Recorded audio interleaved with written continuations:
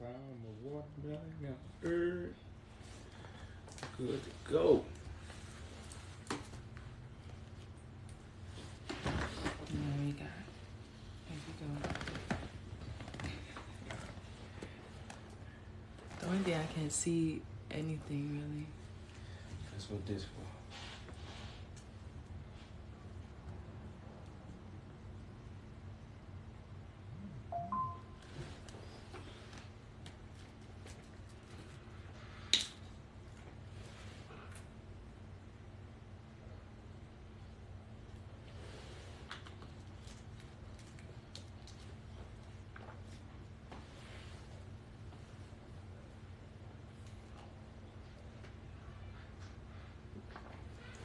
Peace, peace.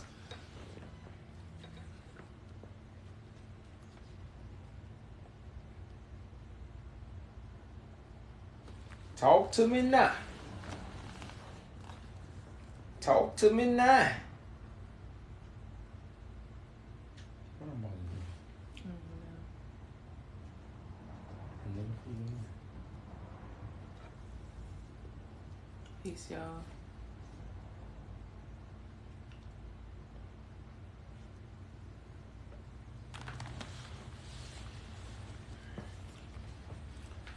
What's up, family? Peace, peace. Hope y'all can see. Like I say, y'all, we just bringing awareness, y'all, to the things we've been tricked about. I took a screenshot. You seen it?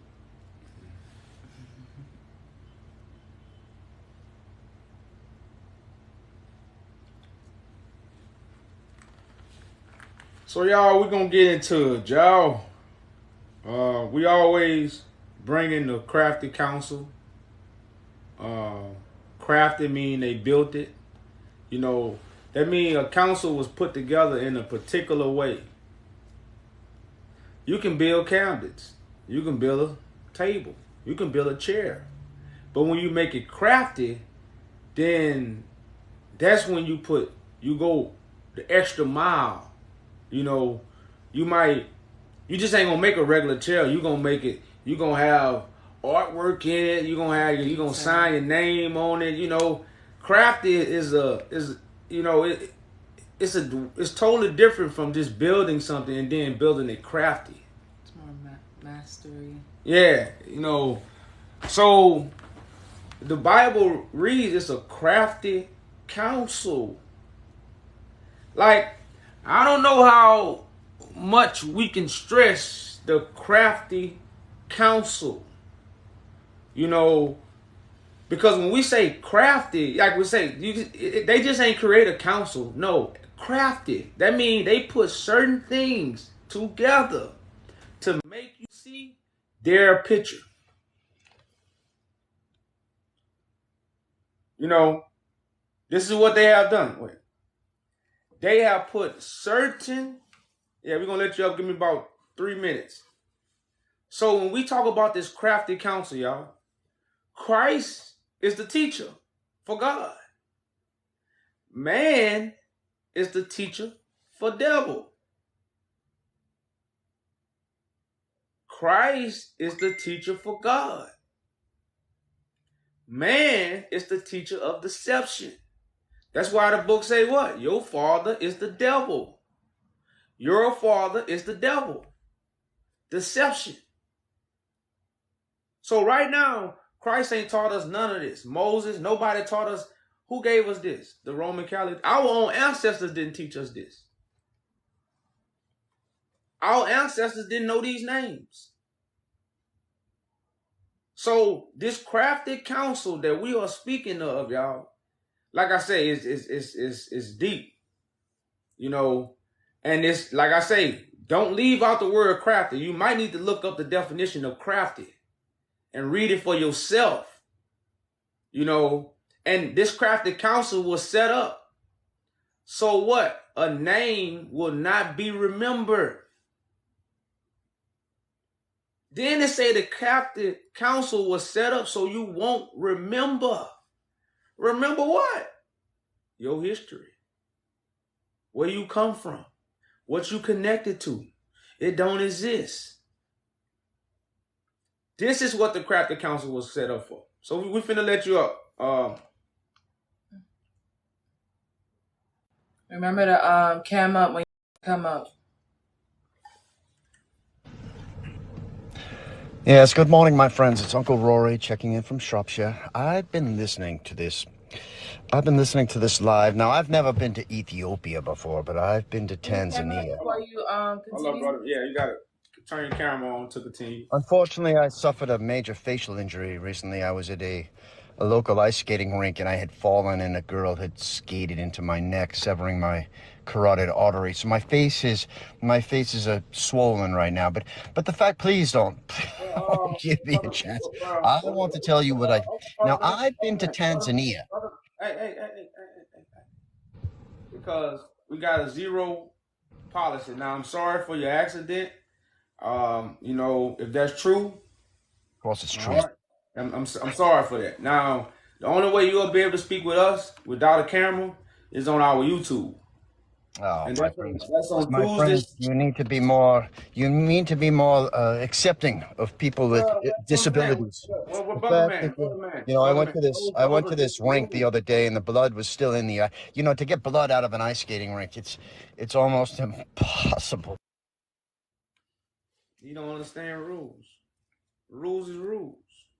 If mama say you gotta be in the house at 9, at 8 o'clock, sometimes I was mad. I wanted to stay out. But then when mama ruled, so I had to be in the house. So, just rules, brother. It got nothing to do with emotions and none of that. It's just rules. So like I was saying, y'all, this is about the crafty counsel.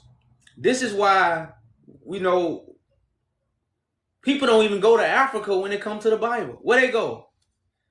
Where do we go when we connect to the Bible? We don't go to Africa. We go to the Middle East. Now, you can say the Middle East is a part of Africa, which is true, okay. But the Middle East don't ring like the sub-Sahara of Africa. If you go to the Middle East and you go to Ethiopia, it's two different places. And I done heard a lot of Europeans say Ethiopia is one of the best places, and they done traveled all around the world.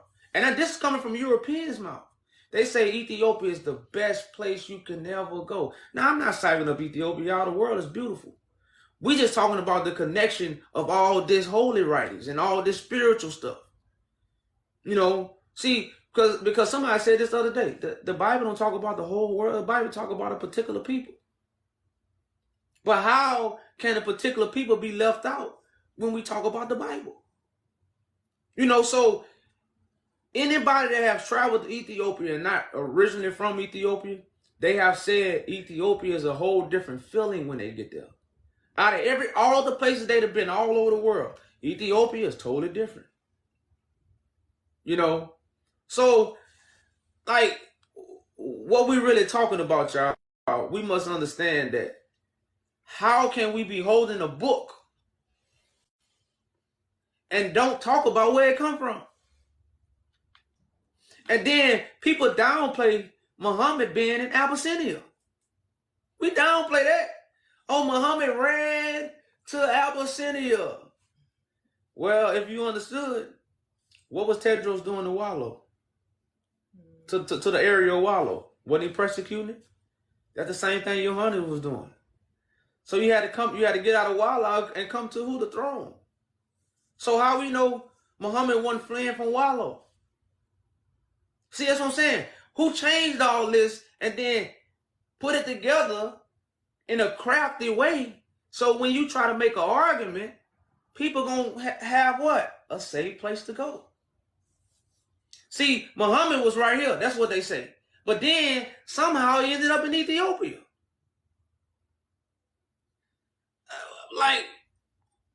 Come on now, y'all. Muhammad was here. Then somehow he ended up in Ethiopia. But Ethiopia is where everything come from. And the crazy thing about it, they say that's where they found the first woman, the first man, or first civilization. I don't. Like Lucy or something. Yeah. So I didn't say it. They said it. But we can't connect the dots because what? We don't know. I say it all the time. Ethiopia got the oldest Bible. No. Ethiopia got the original. They got the original. But they don't want to tell you that. Because then what? You're going to want to go travel to Ethiopia. But you think the Bible come from way up here in Jerusalem. That's what we think the Bible come from. No, it come from down here. See that right there? That's where the Bible come from. Right here, East Africa. So, they got us going here to look for Jesus' tomb. You know where the first paintings of Christ come from? Ethiopia. Do most people know that? No. So, and right now the Hebrews run around calling Ethiopians Hamites. And like I say, Ethiopia is a Greek name. But I use Ethiopia because what? That's the modern day term. If I say Abyssinia, people are like, where Abyssinia at? Israel and Jerusalem was put on the map in the 1900s.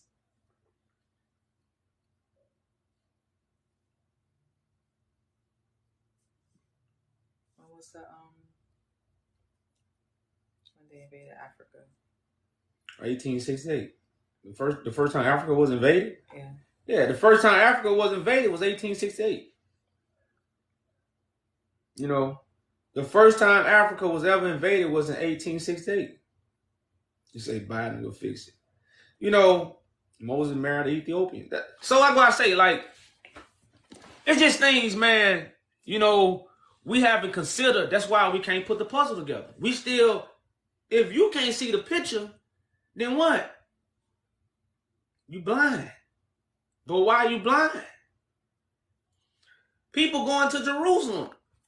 You know why the Hebrews ain't talking about going to Israel no more? You know why? Because it ain't Israel. Just hear me out. Say you got 100,000 members. Say you got 10,000 members, right? If each one of them members give you $100, you know how much money that is? Now say they do it 5 times. You know how much? Say each member give you $100 20 times. You know how much money that is? So you can't, and then if everybody was to get rid of their resources and go back to Africa, you know how much money that is? So if you got that many members, why are you not moving? See, everybody was awakened to go back to Israel. All the black people in America was told to go back to Israel when they found out they was connected to the Bible. See, you got to understand the trickery. Understand the trickery, y'all. At the time the awakening came to black people in America, they was telling us to go to Israel. We wasn't looking at Africa. Just imagine 9 years ago, 8 years ago, we was looking to Ethiopia. Where we'll be right now. We'll be in Ethiopia. But we was looking at Israel. You know how many black people that went to Israel thinking this is the promised land and this is the prophecy being fulfilled. It's in Israel. You know how many people went there? My first speech in D.C., actually in Maryland, was at a man restaurant. He went to Israel. Guess what? He was back? Back in America. Because he found out it was false. So, like I say, this crafted counsel, when you read the Bible and see Israel, and you look on the map and see Israel, you going to look to Africa or you going to look right here?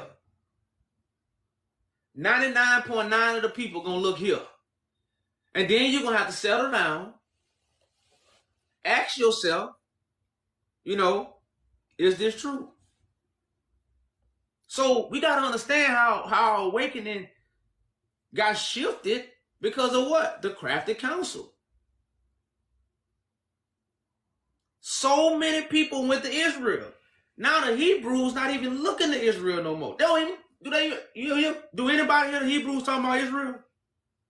They still on the corner preaching about Christ coming from the sky. But Do you hear any Hebrews talking about Israel anymore? Or going to Israel.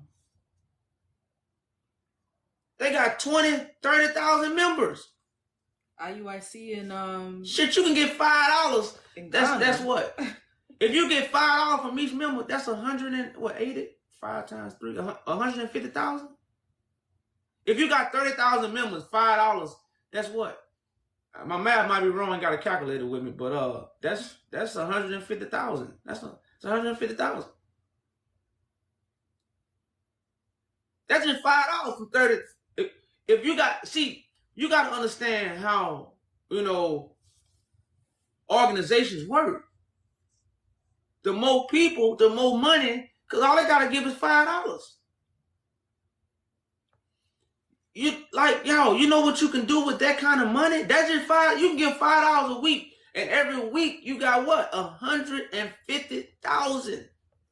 That's just $5. You know how people is when it comes to God. They're gonna get way more than $5. Some people gonna give 5,000. Some people gonna give 500. If I see made 50 million just last year, I got the paperwork. You see what I'm saying? So we gotta understand how movements, and that's why I say people mad at me because my movement is to judge the Roman Catholic Church. I'm not gathering people, telling them to come listen to me and join this. Nah, we got a movement. You only gonna join this because you can help or you righteous. That's it. You either righteous or you elected to help. That's why you're gonna join this. But you're not gonna join this, put a t-shirt on and all these things and shit. Wait on somebody to crack the sky? Come on, man. That's why, again, the Hebrews don't talk about Israel no more. The Hebrews are the concentration camps, y'all. You know how they say they're going to hold us in camps? Like I say, y'all, I went through the same, I heard the same thing y'all heard. You see what I'm saying? So, in my awakening, like I say, I want to say I awakened the same way because everybody's journey is different. But we hear the same thing. So the concentration camps that's holding our people, what they call them? Hebrew camps. Ain't we the Hebrew slaves? But if you in the camp, I can't even talk. The camp members don't even talk to me. They bring shame soon as I walk up. Soon as I walk up, it's shame. So we got to understand we in the concentration camps right now.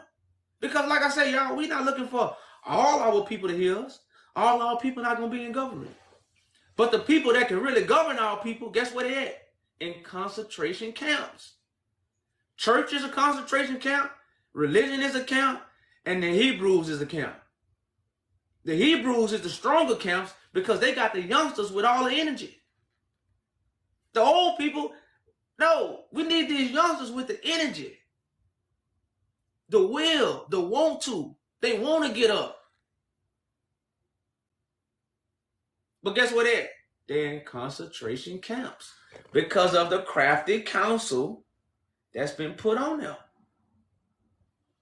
That's what I'm having to. That's what I got to ask the Hebrews next time I talk to them. What happened to Israel? You got 30,000 members, and y'all can't get to Israel? Shit, IUIC got a jet. They could be picking people up. They could be picking people up. And I know they got enough money to get a couple cruise ships. Shit, the government. See, if you go to the government right now with that many members, that's why they got what they call the church. That's why I said we gotta look at stuff deeper. The church is what they call that document. I don't want to say UC1. What the churches got? A 501c. A 501c is because the government give you money because you got an organization. So that's right now the camps got. They got one, so the government will give them money for boats. Like I say, y'all, if you got 30,000 members, $5 a week can get you $150,000. And guess what, y'all? We got cash out, so $5 ain't hard to get these days. $5 like getting a quarter. $5 like getting a nickel now. That's a nickel.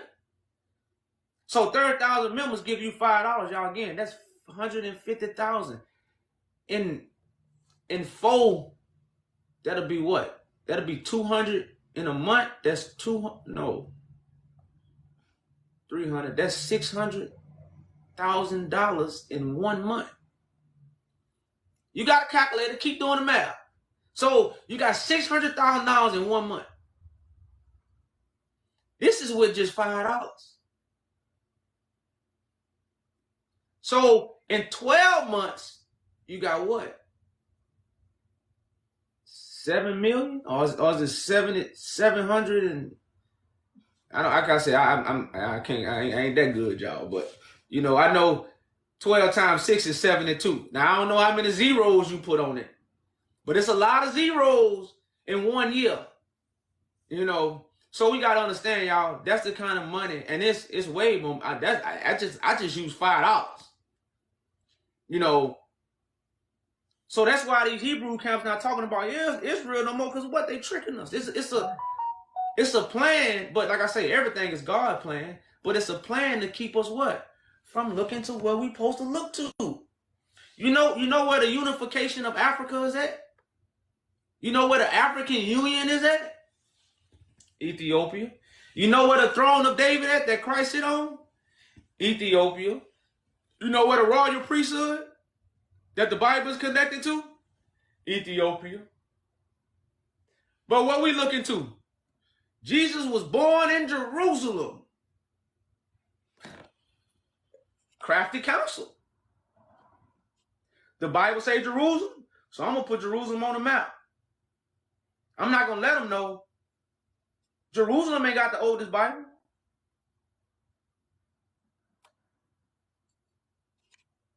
Jerusalem don't have the oldest Bible.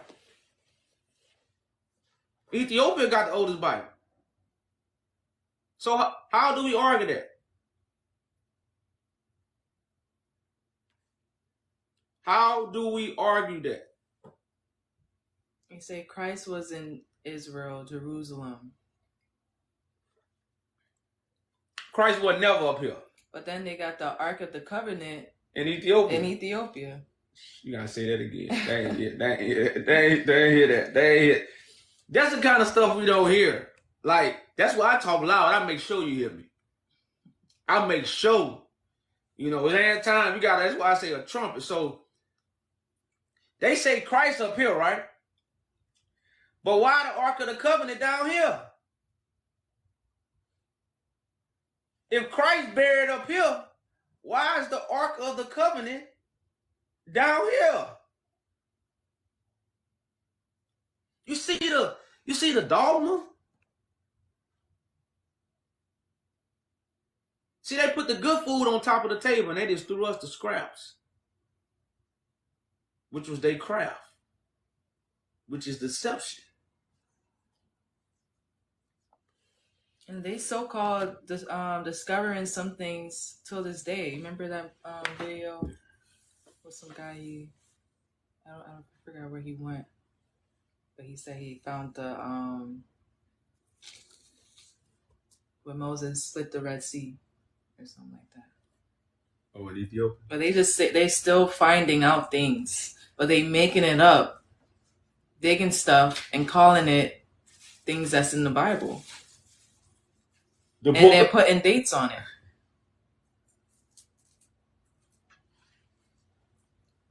I think most of the we know. And the first country that was invaded by the European colonists, not colonists, the European nations of Great Britain was Ethiopia. The first country invaded in Africa was Ethiopia.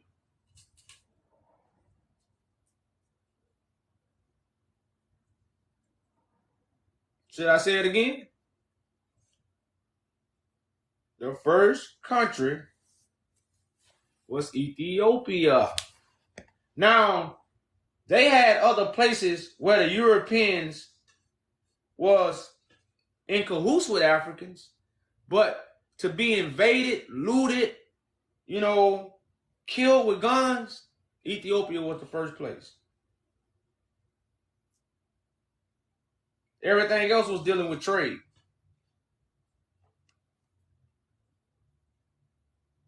So I see we don't get too many people on this, and and that's good. Hopefully, people are really learning and paying attention, and not really trying to argue, y'all. Because I say we way past arguing. Now you can come up here and debate if you want. You can always put your sword up now. You know, God is a mighty man of war, so you can put the sword up. But you know, it's time for us to really y'all hearken again. Bob said it best. You're gonna have to learn to respect the shepherd. Hey, stop Respect the misguiding judge. people. You lying. See what I'm saying? That's emotions. You know how many people lying in the world? You know? Most people won't walk up in a church and say they lying, but they won't tell me that. Okay, I feel you lying too. Well, be decent enough as a true man of God, and what? Prove me wrong. Prove me wrong. Can you just show us? Can you just show us proof and sources of archaeological evidence that all of this was in Ethiopia? Well, can you cam up so we can answer your question? You said what? Can you put your camera on so we can answer your question? I don't have the button to put on. You do. Yeah, you gotta press save. Okay, so the Bible, the scriptures come from Ethiopia, and they were invaded by the British in 1868. That's when they looted Ethiopia and took the holy scrolls, the manuscripts, gold, many things from Ethiopia. And then from that, the Romans took the scrolls and created the book. That's why you have the Bible, you have the Quran. And then they passed it out to everyone. When did the Romans take over Ethiopia? Well, they didn't take over. They looted Ethiopia in 1868. But they conquered Jerusalem before Christ. So what are you talking about? Well, Jerusalem was just put on the map. You can look this up. Israel was just created in 1948. The Bible literally tells you that the Romans conquered Jerusalem. What are you talking about? Where does it say that? In the prophets. In the following after the Bible. Yeah, in the prophets. In the prophets. The prophets don't have dates. That's why Jerusalem in the Bible. But when did Rome ever conquer Ethiopia? They conquered Jerusalem. So how are you just gonna make up a story and leave stuff out? Can you tell us the dates in the Bible where it said that? 130 BCE they conquered Jerusalem. Where is the That's dates historical evidence. They changed the name to the land. Do you know who created those historical events? I'm not gonna go off beliefs right now. I'm going off of actual evidence that's been proven that Rome conquered the land. We just gave you evidence as well, but you didn't look it up. You said they stole it from Ethiopia. That's not evidence. You're not proving anything. Do you know that the Romans changed times and laws? That's what says Where was the temple built? Where was the temple built? For one thing, where was the temple built? You came up here to ask questions, not to give you information, but because I'm not going to ask questions to people who are literally making stuff up. You guys are making things up. You can't ask questions. You can't just make up stuff and then go and get emotional in a conversation. Yeah, but you're taking away people's cultural identity. You're taking people's cultural identity. You're just hurt, sis. Yeah. I'm not hurt. You're taking people's cultural identity away. Your Arabs, Muslims, and Jews have had history in their lands for very. If you're not gonna mic down, we're gonna have and you're taking it away. You can kick me. That's what she wanted because she didn't want proof. Right now, y'all, we bring proof every day. The siege of Magdala. She knows nothing about the siege of Magdala, and there was no way we can tell it to her. If you go look up the siege of Magdala right now, this is proof that Ethiopia was looted with treasures, artifacts, and manuscripts. Nobody knows about the siege of Magdala. Most people you talk to, they don't teach it. Nobody teach about the siege of Magdala in history. And Jewish isn't the real Jews. Like, we already know that. So y'all can't come up here and... We know the Bibles ain't talking about you say we taking our dinner. You think black people... Hello? Peace, Good peace, peace. afternoon. You think black people identity ain't been taken? Ain't we talking about we taking identity? No, we taking back what belonged to us. That's all we doing. Hello, good afternoon. Good afternoon.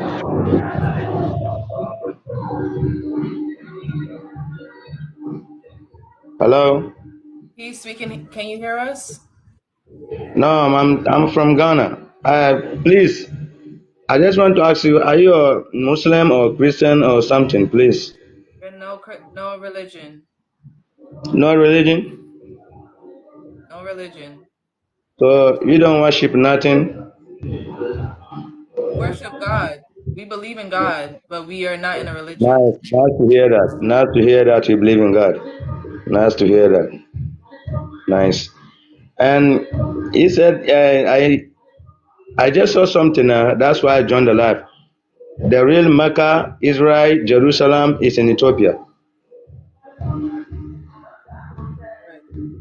So how come? How come I want to learn something? Because anytime we need to learn, maybe you are in this life, you need to know something. It's not everything you know. So I'm here to learn something with you guys. So how come the real Mecca in Jerusalem is in Ethiopia? I just want to know because I never know. Okay, so when we ask people, where does the oldest Bible come from? Bible, The oldest Bible. the oldest Bible, Yeah, where does it come from? the oldest Bible is not come from Ethiopia. The oldest Bible come from Ethiopia because the original Bible come from Ethiopia.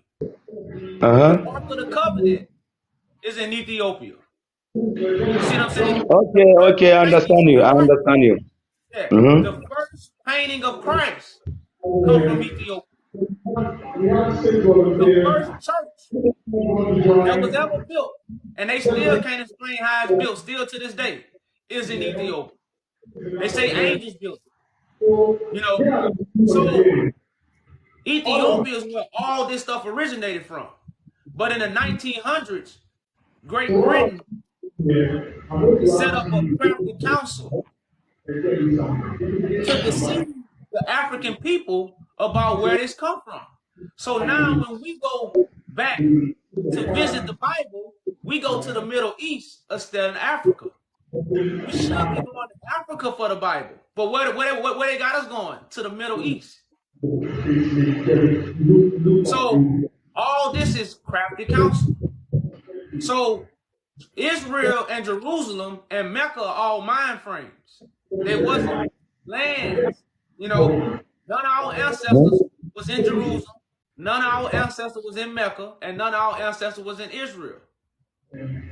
These are all mind frames. They basically mean the same thing. But again, the British took these things and put it on the map to deceive Okay, us and and take us please, away from where please, all this is. I want to ask you one question. What do you know about Islam? I know a lot because Islam means submit to the will of God. That's why you got African Muslim kings that nobody talk about. You You know, know why? You know why they're not talking about the African, the good leaders, and because we have Old Testament. That's the and you see, Quran is one. Quran is not two. Quran is always one, and no one can change Quran. You understand? But the Bible came different, different, different, different. The Old Testament of Bible, when you read Old Testament, everything was clear. But the new Bibles, please, my Christian friends, I'm not here to insult you, please. But I want you to understand the new Bibles is all fake. It's all fake. But to be honest, Quran is one. Quran, no now one watch can this. change Quran. Quran is one. All books, all books are watered down information because words on paper diminish thought. If everybody record me and your conversation right now, right? Because the Quran comes But from what was the do you Quran comes believe from what was said. Do you believe? Do you believe? I'm coming, please. I understand you. I want to learn, please, brother. I want to learn. That's why I'm here. I want to learn. Serious. I want to learn. Do you believe God have messengers? Correct. Do you know all of them? No, because God Okay. gonna choose the messenger. You can never know God messenger like the people ain't know Muhammad was God messenger until Muhammad revealed himself.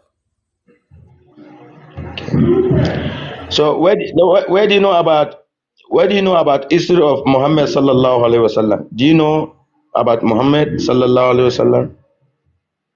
Well, yeah, I know. I don't know about the Muhammad came 1400 years ago. Well, I know about the Muhammad of Africa that was here in the 1900s. You know, Ethiopia is the oldest country in history. Ethiopia is the oldest country. Yeah, I know Ethiopia was Ethiopia was that's a where Christ from. strong country, and no one could. Ethiopia, they never have slave master. No one slave Ethiopia. Ethiopia, Mali, Niger is the oldest country. So I know everything about Ethiopia, but most of people don't believe in God messengers. Most of people. And Correct. even Jesus Christ, we call it Isa. Jesus But Christ look, is a Muslim. He was Muslim. but look. You are correct. That's why Muhammad is not the last. Because God gonna choose another messenger. Because all through history, God brought different messengers. Now, Yeah? Christianity and Islam both teach Jesus is the last and Muhammad is the last. No. No, it's not like that. Before Jesus go back, he make everyone know the one after me, Muhammad is coming to you. He let everyone know, but they hide it. The truth is they hide it. They don't want to show people because of their self-interest. They hide everything about him. And even Isa, Jesus, we call it Isa ibn Maryam. And Jesus, we call it Isa ibn Maryam. Jesus is also a Muslim. It's Isa ibn Maryam. Before Jesus go, he told them, after me, Muhammad sallallahu alaihi wasallam is coming for you. He Hey, told them, but they hide hey, it. look. Okay, look. Now, do you know who this is? I don't know him. To So be how honest, do you I know don't know the him. Muhammad? So how do you know the Muhammad of 14? Do you know who this is? This is not Muhammad because no one have Muhammad picture. No one have. Okay. Hold up, No hold up, one. hold up, brother. How do we know this is not Muhammad if you don't know Muhammad? Because of Muhammad sallallahu alaihi wasallam never have a picture, and also Isa alayhi salatu wasallam Okay, never have a picture.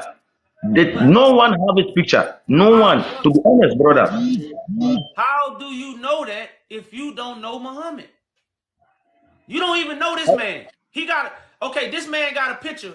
You don't even know him, but you know somebody from 1400 years ago. Because why? There Brother, was crazy, everything is in the Quran, and the Quran is perfect. Everything is in the Quran. brother. Okay, I all learned right. everything in the Okay, Quran. brother. Okay, all right. So show me in the Quran where it say 1400 years. Show me in the Quran where it say Muhammad was here in such and such date. Because now you taking information you're not getting from the Quran. Because when you say 1400 years, that don't come from the Quran. Brother, brother, listen, after Prophet Muhammad sallallahu alaihi wasallam dead, Nah, brother, I don't want because to hear listen, opinions. Hey, no, hey, let me listen. show you. No, we try to Hold up, understand each other, brother. We try to understand each listen, other. hold up. Let me For tell one you thing, what I know. listen. This is how this gonna work. You're not gonna when I ask you a question, you're not gonna give me an opinion. You have to give me facts to stay up here. So I want It, you, yes, brother. of course, This I'm is what going I to want give you you to a do, fact. brother. This is what I want you to do. Bring the facts of where you can prove Muhammad was here 1400 years ago from the Quran. That's all I want you to do. I don't want your opinion. I don't want your knowledge. I don't want your wisdom. Bring the facts from the Quran because you said the Quran is true. You didn't. I know man is a liar. The Quran is true. So show me from the Quran 1400 years ago. And okay, okay, brother. I want you to know something. Before all the messengers, and I'm coming. Listen, calm down, I calm don't down, want to listen. Brother, listen. I don't calm want to down, listen. I want you to calm show down, me.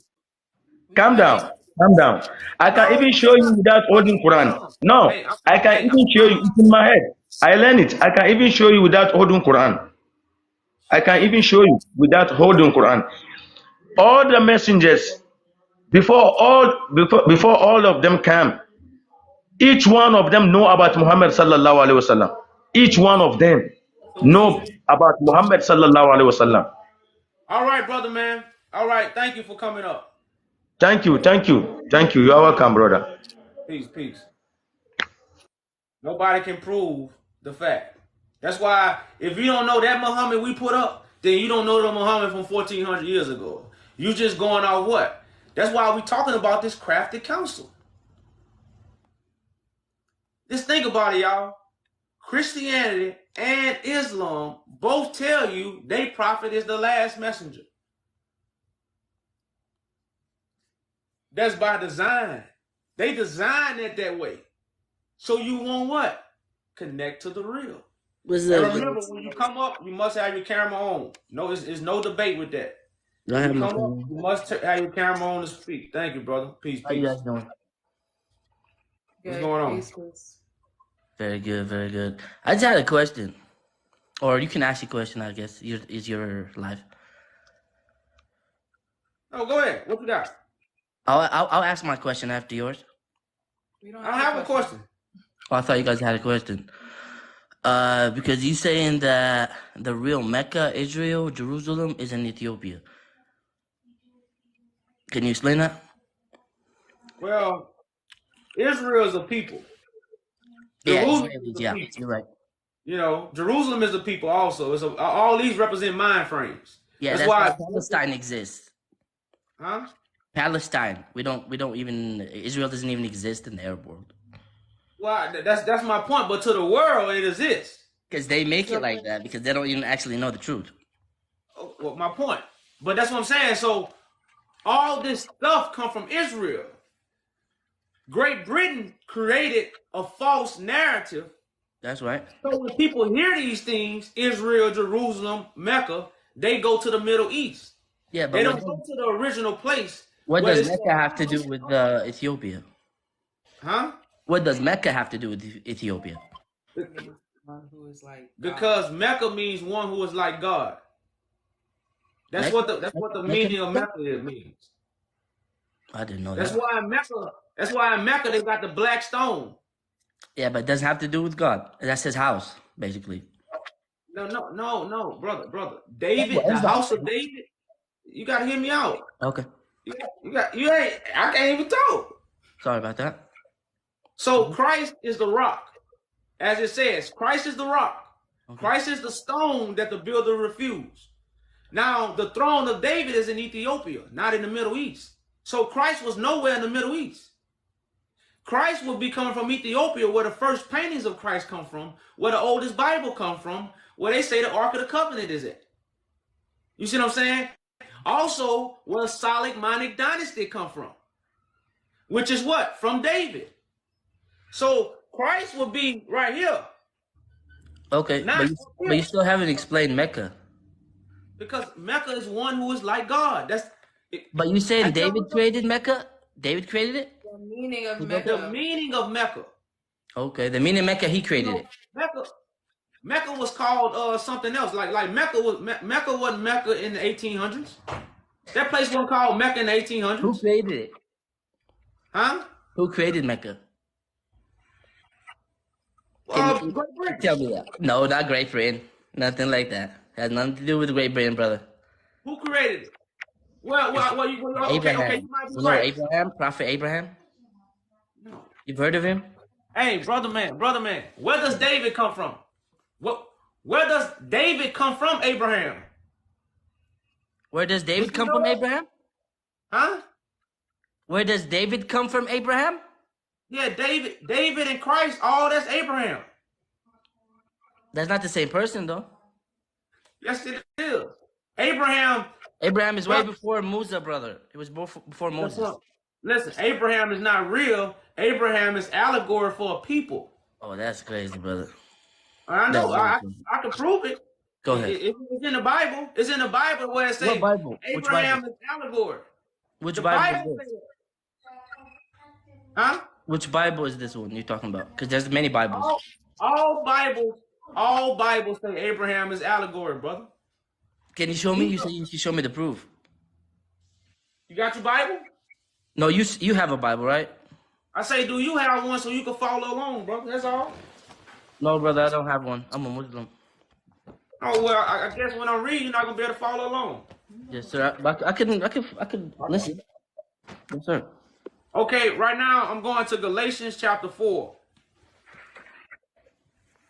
What is it? Galatians chapter 4, verse 22. Yes, sir. I'm writing all this down so I can go search it later on. Okay.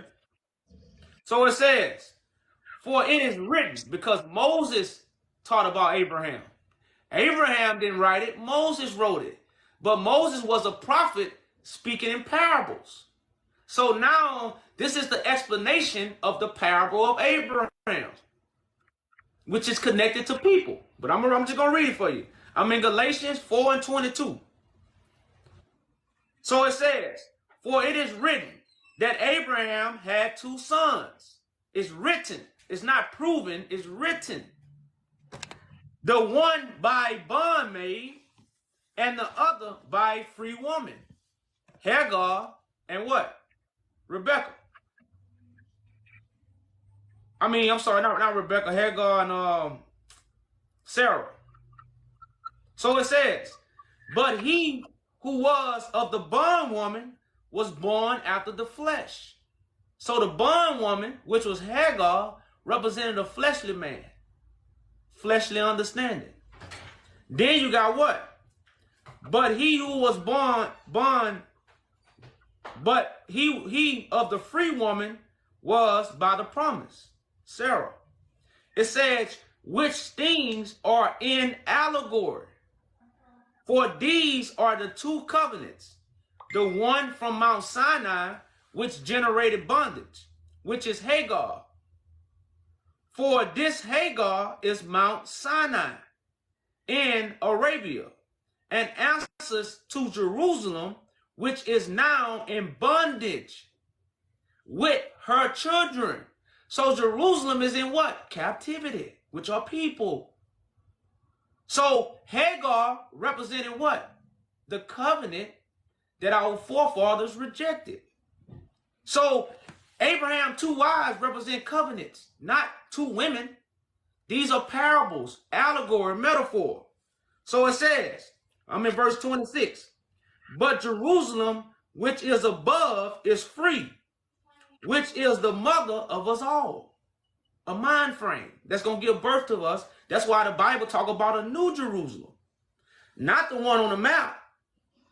That's why Christ say it's going to be a time where you're not going to worship in Jerusalem, because it wasn't never about a map. They lied to us. So it says, for it is written. Well, I can stop right there. So that's what I'm saying. So we don't understand the allegory writings of the Bible. We just got the story. So you correct. It is written that Abraham had two wives and Abraham had this. But what does it mean? This gives you the meaning of the allegory, because allegories are false stories with real meanings. That's what allegory means. A story that's not real, but has a meaning or a secret meaning. All right. And that's why I said that. I respect your opinion, brother. That's just how it is.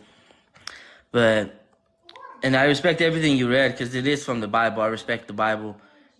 But most of it is just stuff rewritten. Somebody else wrote it, didn't like it. Oh, let's do this. Let's write this down over here. You know why the Quran can never be played with? Because if you move one letter, that whole sentence doesn't make sense. Not even a letter. We have moves like kasra, dhamma. If you move one of those, it doesn't even make sense. Now, brother, man, I want to ask you this. Yes, sir. Did Muhammad read all right? They say he didn't. It said in the Quran he didn't. That's why it's That's why it's a miracle.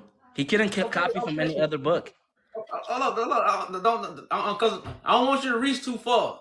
Okay. So I want to ask you this: who wrote the Quran? Then, now, if Muhammad was the anointed one, his cousin Ali. His cousin Ali. Yeah. Now, did his cousin understand everything that Muhammad said, or did he just write it down? He wrote it down, and then Muhammad explained it to him, I guess. You guess. That's how it is. Not guess. It's facts. That's how everything got to us. So, right now, if I'm speaking from the spirit, if I'm speaking from understanding, just because you write it down and you read it, that don't mean you're going to know how to do it. You know how many people get furniture and they get the exact directions of how to put it together and they can't do it? Yeah. So the Quran is not even... It can't even be translated. You know, nobody can translate the Quran. I just want to say this, brother. I'm going to give you back the floor. The Quran say believe in God in the last day. Many times. Because in the last day, that's when the true instructions going to come. Just as the Bible tell you believe in the last day. So we just been lied to by religious leaders. So we follow them and come to their temples to hear lies. But the Quran and the Bible both instruct us in the last day. So what does that mean? That means the truth was going to be revealed to you then. You don't have the truth right now. Just because you read the Bible and just because you read the Quran, they never gave the truth. Yeah, like the Quran, it can't be translated. It's not about the translation. No, bro, you just said it's in metaphors. You're just saying that Abraham was a metaphor. It's about God. It's the same thing. Well, yeah, that's what I'm saying. Like, it's not the written. That's why it's not about the written. It's about the will of God. God is spirit. God ain't pen and paper. So when you open up these books, you don't connect to God. But you actually God got messengers. But when you open the Quran and you read the Quran, you actually do connect with God because it's His word that was written on that book. He's the one that told Muhammad, do this, do that. Word. So how is not connected to God? God's word cannot be written, brother. That's why Muhammad couldn't read or write, because how did he get the word? The word come from the mouth. The will is written down. The word of God always come from the mouth. How did Moses give it to Israel? He spoke it. Now, once it got written, that's man. That's why. But God's word is spoken. Yeah, that's why we say that his cousin wrote it, because his cousin is like him. Like he said that me and him are the same people. So that's the difference between us. Islam is different. I'm a Shia brother. I'm not a Sunni, because there's like a lot of different. The same thing with the Christianity. There's Orthodox. There's many. Same thing with us. Well, that's my proof. The Quran can't be true because you all reading the same Quran. Why y'all not all going the same way? Because it is not the truth in the Quran. You have to understand that when the Prophet was on his deathbed, he told them, give me a piece of paper and let me write you guys the truth and the Quran. With the Quran, they told him, no, you're just crazy. And that was his friends.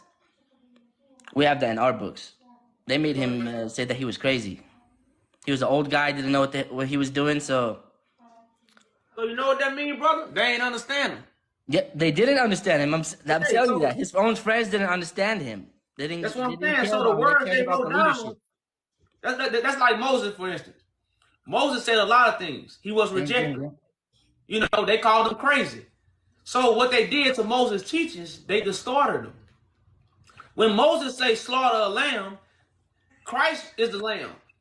So why would you go get a lamb and slaughter it? Because you thought when Moses said slaughter the lamb, you thought Moses was talking about an animal. Moses wasn't talking about an animal. But remember, Moses was of understanding. The people who Moses was talking to didn't understand. So they took Moses' teachings wrong. You see what I'm saying? Like right now today, in my culture, if I tell you come dive in that water, that don't mean I'm telling you I got a swimming pool. I ain't got a lake. We finna go get into some mess. Yeah, but it was for Americans. Somebody put that on paper and say, Yaju told Adam to come dive in that water. And they passed it out to the world. Everybody in the world gonna say they must have had a pool in their backyard. They had a pool party. That's what people gonna imagine. But I was never talking about literally water. But since it's on paper, thought is diminished. Now we have imaginations. You're right about that. You see what I'm saying? So Yeah, you're right about that. anything that's on paper diminishes thought because you can take it how you want it. You know, and that's why God is the spoken word, not the written word. And that's why God say, wait in the last days because the messenger of God was gonna come in the last days to stop the lies to create the new Jerusalem. And that's correct as well. Yeah. And that's all I'm saying, brother. I know this is something new. That's why we don't have religion. We don't teach or we don't reveal what religion has revealed. We reveal the truth that goes against religion. And no matter what religion you're in. I just want to reply to one of these guys. His name is Fauzi. He said, "Stop spreading this stuff, bro. It's written in the Sahih Bukhari, and we Muslims believe Sahih Bukhari and Sahih Muslim are the two accurate books, and it says that in there. Why am I spreading lies? If I don't, bro, just know this: anybody that comes on this app is an idiot if he doesn't know the information. You can't just be talking out of your head." I actually went and read that. If you don't know how to read your own religion, it's not my fault. It says that in your book. That the prophet was dying, and he told them, bring me a piece of paper, let me write you something. And they told him, no, you're crazy, bro. And they went to go discuss who's gonna be the king next after the prophet. That's what his friends did, his best friends. And that's real. Well, yeah, bro, you can't worry about the comments, man. But we appreciate you coming up though, brother. Appreciate you guys too. Respect, my brother. Respect. Later, man. You guys have a good day. That was a real Muslim right there, y'all. You see how he didn't catch no attitude. He didn't agree with me. He did, you know, but his actions show he was a Muslim. Not religion. We didn't agree really on nothing. Probably maybe a few things, but we was totally, you know, but his actions let me know he a true Muslim. And those are the people that's gonna what? Come to the truth. Not you ones come up here in your feelings because somebody said something about your religion. We talking about God. Peace, Muhammad. Can you come up?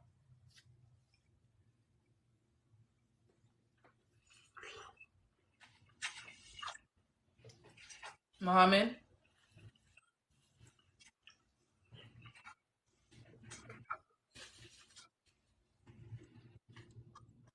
Get up, email one. No. Muhammad. Y'all seen that TikTok where you gotta chew different when you get married?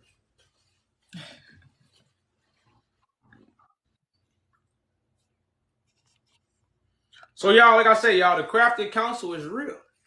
These characters in this Bible, they not real. Muhammad mean the same thing as David, beloved. David mean beloved and Muhammad mean beloved. David mean beloved and Muhammad mean beloved. They took our stuff, divided it, and what? We all running to the same thing. We all running to God using religion as a name to divide us. I'm Christian, I'm Muslim. You both believe in one God. What's going on? Peace, peace. Greetings. I started following you. I was just scrolling through TikTok and came across your live. You're saying some great stuff. Greetings to the Queen.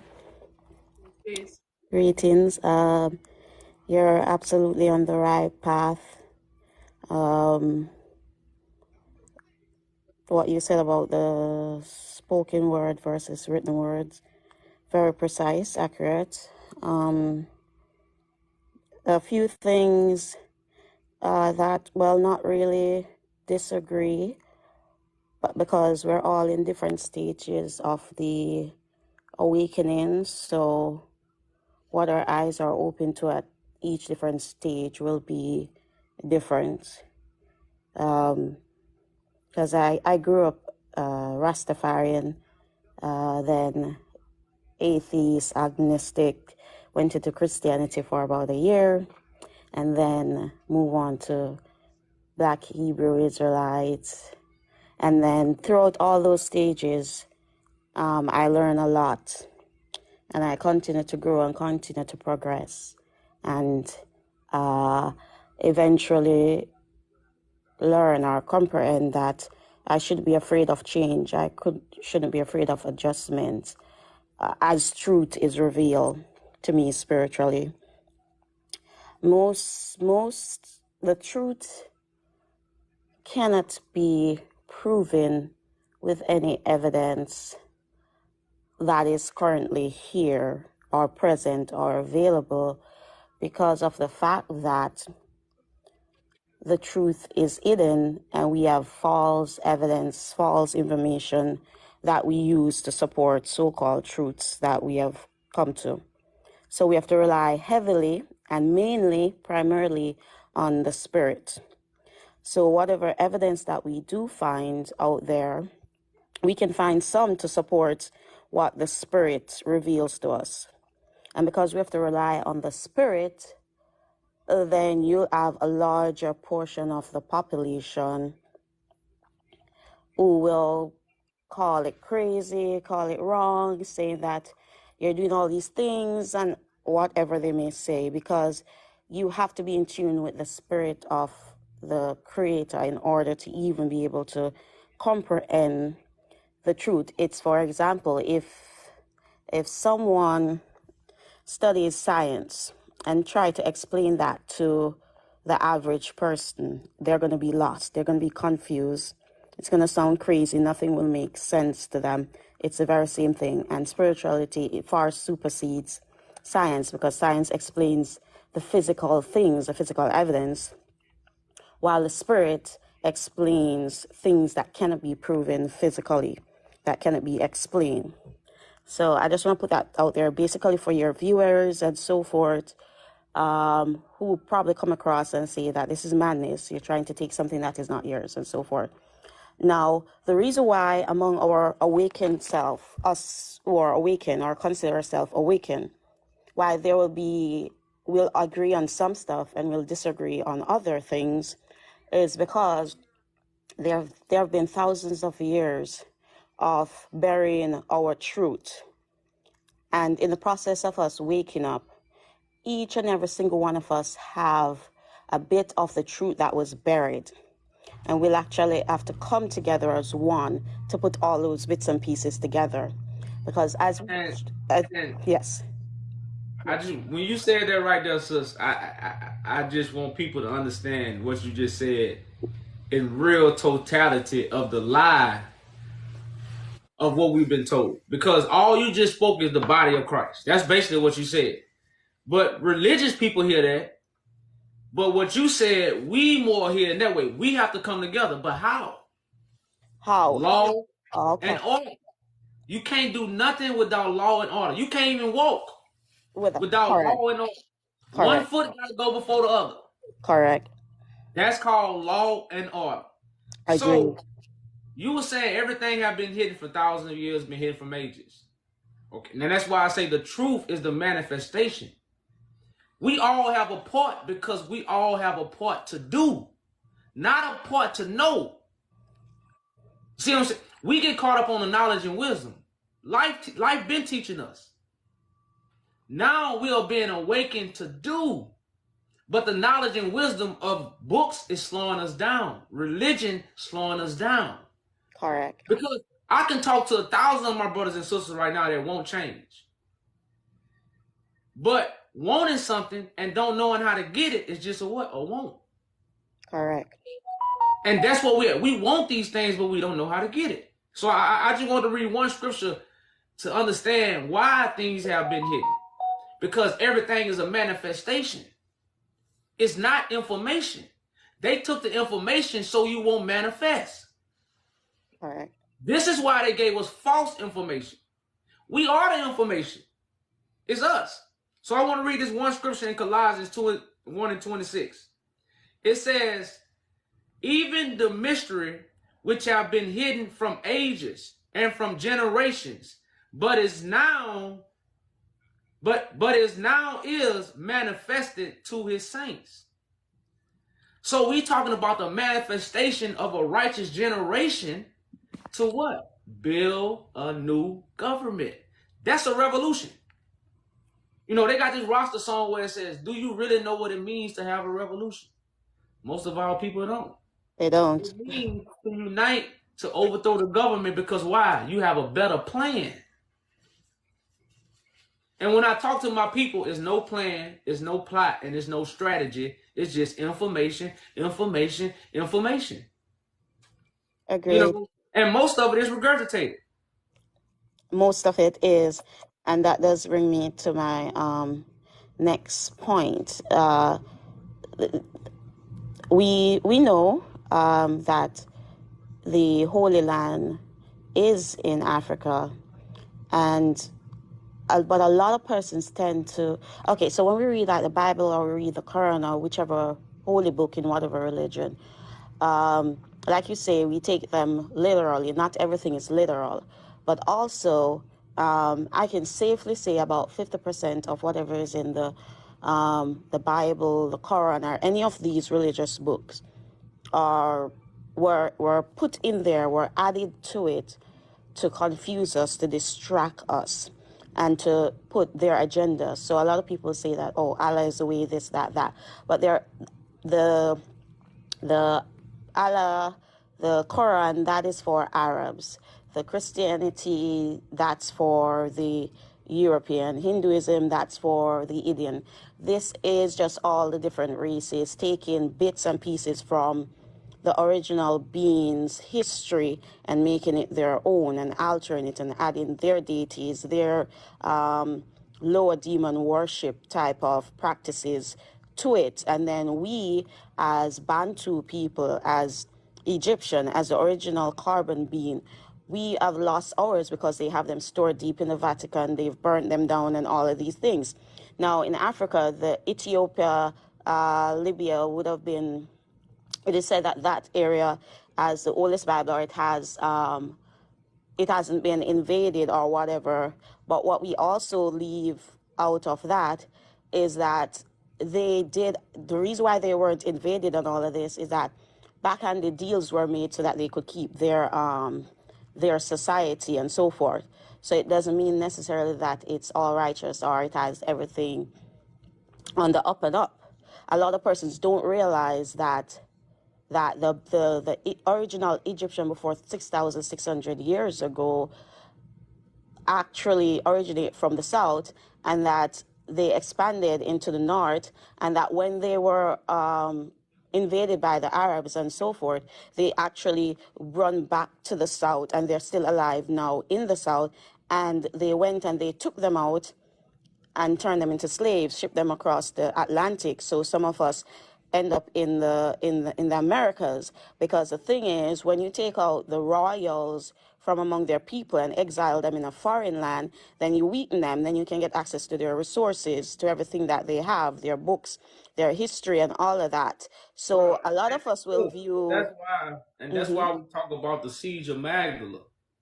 You know, a lot of these dates come from the Europeans. You know, none of these dates come from our ancestors. None. Most of the ancestors that had knowledge was killed. See, even when they stole the scrolls, the biblical scrolls wasn't passed out all over Africa. No. The original scrolls never got passed out all over Africa. They was only with certain priests. Right, the priests. And the priests that had these biblical scrolls got killed. A lot. And the Romans took the scrolls, and now they got the original and translated and made Bibles, Quran, the Book of Enoch, the lost books, right. And they passed it out what? In their translation. Right. So the same words they created, they also put dates with it. That's correct. You understand? And they created a false history. That's why we call it history. So when we talk about, I want to bring this gentleman up. See, when we ask people about Muhammad, this is a black king from Ethiopia who was a Muslim. Nobody knows this man. And I bring this man up because this is a black man from the royal family of Ethiopia, the house of David, and nobody knows him. We Correct. know David, we know Abraham, we know Jesus, and we know Muhammad. All these people was 14, 2,000, 6,000 years ago. This man died in the 1900s, and nobody know him. So this proof how they have killed people, taken us places, changed names, and now we know nothing. And the thing Because is, it still happens now. the Roman doctrine. You know, But and it's this is why we have this title up here showing people where all this stuff is coming from. You right, and know, it's still all this is Africa. it's not far-fetched. What you're saying is not far-fetched because it happens up to this very day. Even the first heart surgery that was done by a black man, he didn't get the recognition for it. It was given to a so-called white doctor. A lot of the invention, everything that was created by the carbon beings, but they didn't get the recognition for it because the truth was buried. And then they put a Euro-Asian face to it and give them the glory, give them the praise and all of that. So what you're saying is not far-fetched for persons to really comprehend its basic primary level understanding, because you can look at what's happening up to this very day and see that we have always been shafted in terms of our accomplishment, what we invent, what we create, what we foresee, or foresight. It has always been given on to the colonizers. And a lot of people say it will not even realize that the reason why the Bible says that the earth is, our life is actually about 6,000 years ago. If you follow the genealogy from the beginning all the way down to now, they're going to claim that it's about 6,000 years. That's because before 6,600 years ago, it was all carbonated beings throughout the entire earth. And you have some awoken individual will say that, oh no, the Americas is the Holy Land, this, that, and the other. But what we forget is that the entire landmass was one piece. And the center of the earth is Africa, where all the resources, where all the wealth is, which is the reason why it's always in turmoil. So they have access to that. The center of the earth is where the Holy Land would be. Now, but you will have a lot of us saying, no, it's Americas or whatever, but the entire landmass was together. So of course, there will be carbon beings throughout the entire earth because it wasn't 5 continents, 6 continents. But the thing is, the root of the problem is, or what is going to really get us to come together and establish a righteous law that is controlled by the spirit, by the creative force, and not by lower frequency thinking being, is for us to first understand that, yes, Africa is the Holy Land. 2, to also comprehend that we are the only, and for lack of a better word, we are the only humans on earth. If we don't understand that, then we cannot go to war with our enemies. We are the only human. Every other species, every other race is a mankind. So they're a kind of man. And the evolution story that they tell you from apes coming up and all these things, it's true. It's just not true for us. It's true for them. That's why I say what I kind of, like we more the fathers and mothers of civilization. Like that's why we govern. Everybody else will be our kids because in the spiritual realm we birth them with the righteous acts we do. That's why we are called Israelites. We bring light to the world. And that's why right now the Pope is called the Father. The Pope is the father of civilization right now. But that throne he's sitting on is not it's a false throne. It's actually taken from Africa. Right. So I understand what you're saying, like mankind, because in the spiritual realm they're birthed from us. And that's why everything comes from us. Okay, so I may disagree with you somewhat on that. They weren't birthed from us. They give us the story that there was a migration out of I'm not Africa. talking about a physical birth. That's why I said the spirit. That's why, like a lot of inventions, a lot of creations, a lot of things, when they copy us because we have the gift, Gotcha. to bring this to the world, which is light, just called enlightenment. So in the spiritual realm, we are the mothers and fathers of all civilization. That's why I say they all come from Adam, the first one with the knowledge to give knowledge to the world, to birth this kind of information. They don't come from us physically, because I believe that's like animals. You got all different kind of animals. You know, we were just looking at monkeys the other day. They got all kinds of different kind of monkeys, all different colors. They got all different color snakes, all different color plants. So God's creation is very diverse, but in all creation, you have a ruler stick. Like I always use the eagle or the African vulture. It's the top of all birds. No birds get that high. No bird's wingspan is that long, and none of the birds have that power. But every bird has this uniqueness of its own creation. But some people are the fathers or the measurement for the species. So when it comes to African people, we are the measurement for the human species. That's correct. That's correct. And even from a scientific standpoint, if they do, when they do their science experiment and they're researching and doing their genealogy tests, you will always find that even 80% of their DNA is the same as these animals. So it's not something that I'm inventing. It's what they have found themselves. And they have a 6-strand DNA, while we have 9-strand. We're 9 ether beings. They are one step above the beast. So back in ancient time, around 6,600 years ago, when they talk about the fallen angel and all of these stuff happening, we don't realize that this is just scientific, both spiritual scientific and physical scientific acts that were being conducted in ancient time that bring forth beings that think on a lower frequency, which is why they lack empathy, which is why they lack, they do the wickedness that they do, which is why they lack what you call it, a soul that we would say that we have, the spirit of Ubuntu. So we as Bantu are Egyptians, are Kemet, whichever word you want to use, because in Africa we have about 70 different languages, but it all means the same. It all adds up to the same. It's one people. It's one family. But I don't want people to understand that our forefathers did a lot of evil too to get us in this condition. Which is why they are here. So yes. Sometimes when we talk about the other races and point the finger so much, we get this emotion that's within us instead of accountability. Right, because we are the reason. There's one scripture in the Bible where it says, you must confess your sins and your forefathers' sins. Then the Spirit will heal us. That's why the Spirit really hasn't healed us yet, because a lot of us don't confess our forefathers' sins and what they did. Right, you have to do that. Knowledge, because if we the most powerful race, nobody can hold us down but ourselves. So when you go to African right now, it's Africans fighting against Africans, and when you come over here in America, it's blacks against blacks. Right. You see what I'm saying? On top of the other nations against us. Right. But if we change that, and that's like I always say in America, other nations they build stores to sell us clothes. They open up corner stores to sell us liquor. They sell us food. They do our nails. They do our hands. So they cater to us, but they cater to us at our what? Lowest frequency.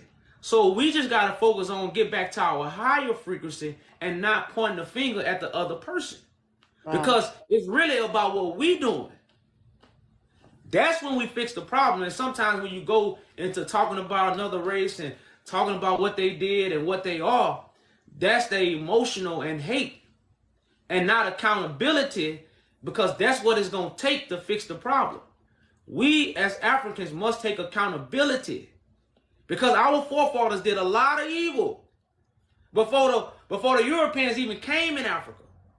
We was doing evil. Our own people was killing kids, women, villages, all kind of that. Before the white man came over and did these things. And it was through our own evil. We take more accountability to fix the problem rather than the emotional attack that most of us have taken, because they showing the slave movie, the white man raping us. They don't talk about the Moors going over there raping white women. See what I'm saying? So these things, that's why I say I don't indulge in a lot of conflict with race. Now I know who the people are, but I don't, because I already talk about too much stuff that make people mad. So if I just point the finger at the race card, and plus what we have been shown on TV and the false history that been shown to us, we already know that the Europeans are not for us. We know that already. So we ain't gotta talk about that. We gotta talk about our, how would I say it? We gotta talk about fixing the problem, rather than the problem. Like if my car break down, I'm not gonna keep complaining to say, man, I need to fix my car. Why my car broke? The road's messed up. You ain't gonna get your car fixed. You gotta find a mechanic, know who the mechanic is, and get the job done.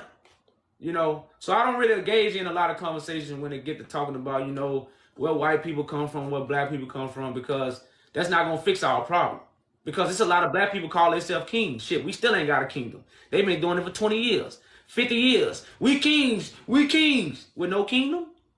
That's just talk, So Right. we more about fixing the problem. And like I say, the only way to unite African people, we must understand the African Union is in Ethiopia. The throne of David is in Ethiopia. Christ sits on that seat. Christ is not a deity. Christ is a living vessel like Moses, Noah, or any other prophet. And the people who have been blessed by God must see this prophet, because this will be the prophet that comes back to Ethiopia to unify African people and restore peace back in the world. That's our job. I agree. Before I go, one of the steps we need to take, and one of the first step we need to take in coming together and correcting the things that we have done in the past that bring forth these beings, or to restore our kingdom, as you would put it, is we have to, because word has power, and because the words we utter cast spells on ourselves, we've kept ourselves in this position using words that we think are positive, but actually there is negative entities tied to it that keep us bound in slavery, in terms of slavery of the mind, in terms of slavery of progression. So, and that is one of the reasons why I don't use the word Jesus or Christ to refer to the Messiah or our leader, as we will put it. And I don't use the word even God, because the full word of God is Godriel, which is Lucifer's other name, which is these lower frequency beings title that they give us, so that when we're in church or wherever we are, the mosque, wherever, and we shout God and we shout Allah and all of these things, we are cursing ourselves to continue keep these other beings rising and in power. So I go back to my ancestors. I go beyond 6,600 years ago to my ancestor and use the word that actually have positive power for us that my ancestors use. So for what people would call Jesus or Christ, I use his current name that he was being called by at the time that he was here. I use the name Missindisi. Missindisi was his name, and when I use that name, then it will have positive power when I utter it. When I use Jesus or I use Christ, then I'm harvesting my power and giving it to the enemies. And when I call on the Creator's name, I use one of his current name, which is Sanini Nanini. Some of our ancestors will say Tata Nzambe, Modimo, and all of these things. But modern culture tried to say that these are just African deities, but they were speaking to the creative force and the creator. They weren't worshiping a god, because a god is a lower level being and you have multiple gods, but there's only one creator. So we have to go back before 6,600 years ago and start to call upon the names that our ancestors use. But they thought it was just, these are just local African deities that they worship and do magic to. But no, it's because they lack the understanding. Like you said, when they write these words, when they translate these things, they do not have the full understanding, because it was a spiritual thing in our history. So I changed my language first, because the language is the power that we hold. Language is vibration.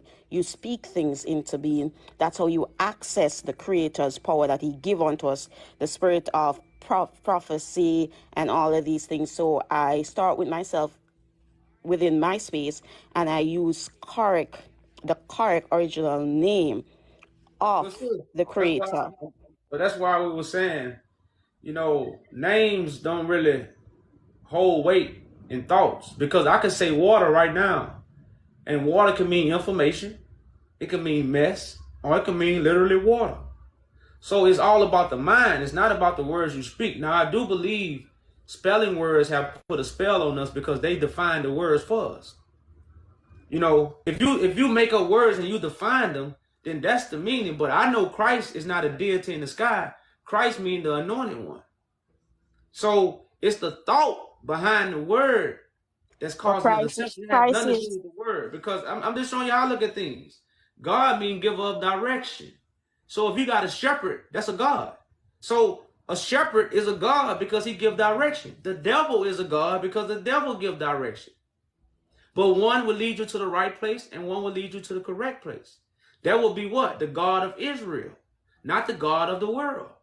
So it's not really about the word, it's about the thought of the understanding. So once understanding is brought back to our people, we can use the Quran, we can use the Bible, we can use Jesus, we can use what you said. It's about understanding, you know, because sometimes when we don't have understanding, that's why people become religious. They only lean to one thing and they only see it their way. God is omnipresent. God is in everything. So once you understand God is in everything, that's the understanding that you can have in everything. See, I understand what you said, but you try to take what I said and thought I didn't have understanding. So when I say Christ, I'm not speaking of a deity. I'm not speaking of a man in the sky. I'm speaking of the leader and the shepherd that's going to give us direction. Because that would be the anointed one of the higher power. And Christ is nothing but a chief commander. Indians, a chief. But I have understanding. You see what I'm saying? I don't have indoctrination.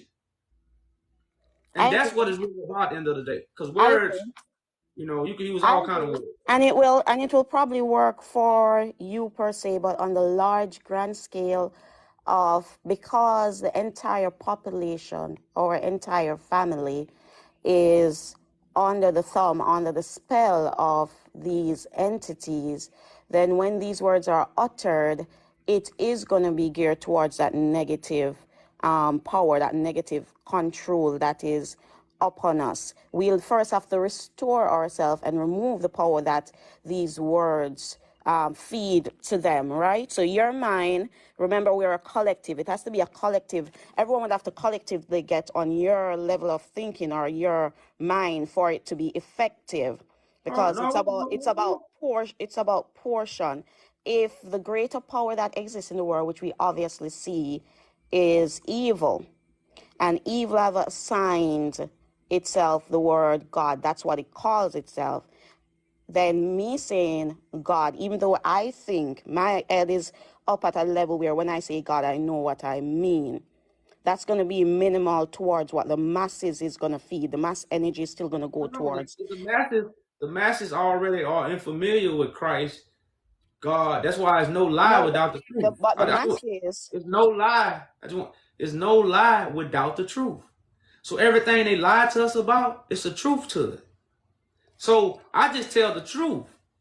And the people who the truth is for, it will resonate because it's no lie.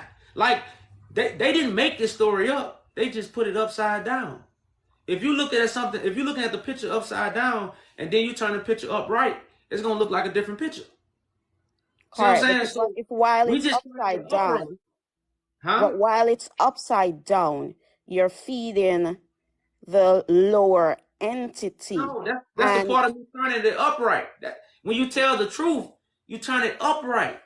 That's why I was saying where all this stuff come from. It doesn't matter what language you use. Right, but what I'm saying, when it's upright, you can be lied in any language. You can be lied to in any language, and you can be told the truth in any language. Correct. So it's not about the language; it's about the information, the understanding from the language. Correct, but the understanding doesn't come from me and you having the understanding.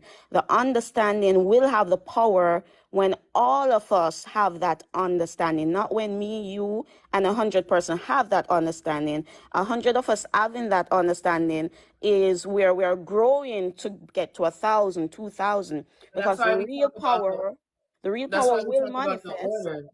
That's why we talk about the order of the understanding. That's why Christ is the the one that is anointed from God, and then he pours out that spirit onto others. To get the understanding. But everyone on this planet is not going to get the understanding. Oh yeah, I do understand that. But what I'm saying, if your name, for instance, let's say your name is Jesus, right? And his name is Yeshua. I'm just using those words for now. And I call out Jesus, Jesus, Jesus, and I'm speaking to him, but I don't say Yeshua. He's not going to respond to me. You're going to respond to me. So if the word God, which the full word is Godriel, right, belongs to what people call Lucifer. That's his name. His name is Lucifer. They call him Satan. They have all these names for him. But his name, just like how you have Michael, Raphael, and these angels that was working for the Creator, his name was Godriel. When you're calling us his name, whether you call in an abbreviated form or not, you're speaking directly to him. We're not Christians. We don't call on names and think that we talking to the spirit. That's deception. Right. So what I'm saying, these names that we're using, whether we're using it doesn't matter the language. Once we utter these names, whoever this name is assigning to is what you're giving your energy to. But if you use the name that the Creator, that the Messiah / chief calls himself, then he will speak with you. I'm not saying that in your mind you don't know who you're talking. We know who we're speaking. That's what I'm saying. But sis, we don't talk to nothing outside of ourselves. We don't talk to the spirit. The spirit is manifestation. Like the spirit of God, you don't talk to the spirit. You manifest the spirit because the spirit is thought. So that's just like the devil. You don't talk. Nobody ever talk to the devil. What they do, they beat the devil. Your actions determine who you are. So when you talking, we don't utter nothing to God. Words are for communication with people. Man created words. God didn't create letters or words. So God's name has nothing to do with letters and words. Okay, so his name has something to do with that's why you have thought, the God of thought. I hear what you're saying. Okay, so that's why I say we don't utter nothing to God. Like we don't pray, we don't get on our knees. That don't work. I understand what you're saying. So we manifest. I know, but what when you talk about letters, languages, all that's man creation. I know, but remember, you are the creator. You are the manifestation of the creator, right? We are the manifestation of the creator. Wait a minute. But remember, there are different facets of that manifestation.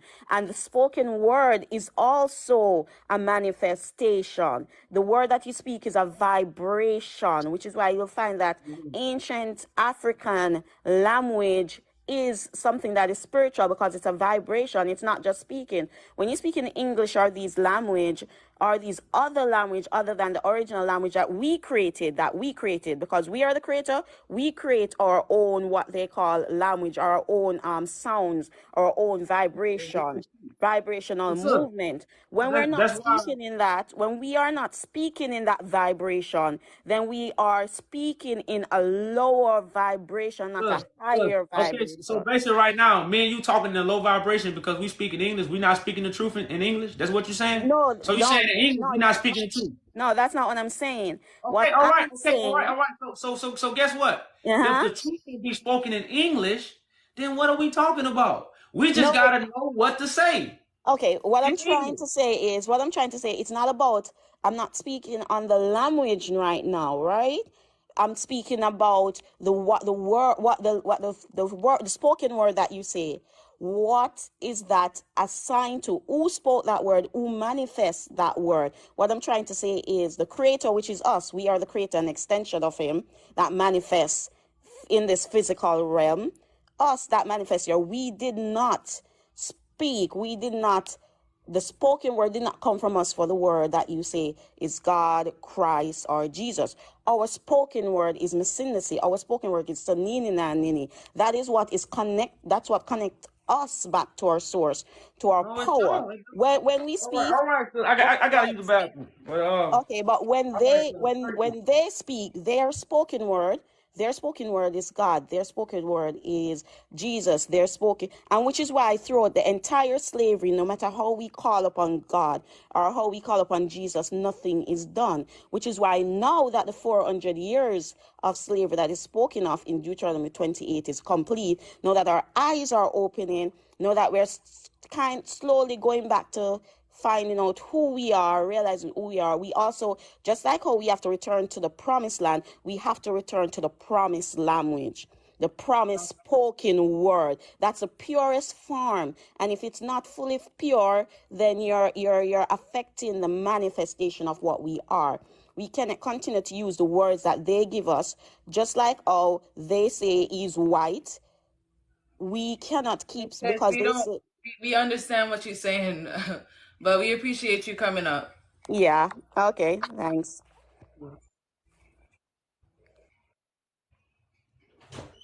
Like we said, you can be lied to in any language. It's about the understanding. People can translate English to Geese. So this is about communicating with our people to unite. We can't unite if people don't understand what you're saying. That's why whatever we saying in English, we can get a translator to speak it in a different language. And if it's true, it's going to benefit our people. It's not about you changing the names and all that. It's about breaking understanding. That's not doing. That's just talking. The Bible says many God. It's one true God. So it's many people giving us direction. God is a giver of direction. You know, so it's many gods, but it's one true God. You know, so it's only one truth that's going to give you the right direction. You know, so like I said, that's just, but like I say, everybody want to teach what they are thinking. That's why it's one head. Because if everybody brought their thoughts, you know, it's going to be a bunch of confusion. You know, that's the order. That's why it's the order of Melchizedek. And we understand, like I said, everybody do got a part to play, but you got a part to do. And everybody's not the thinker.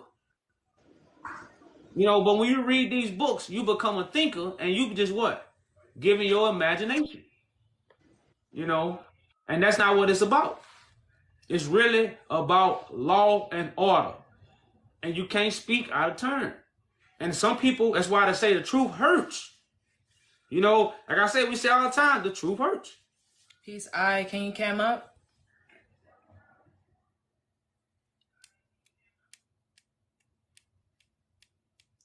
Isis?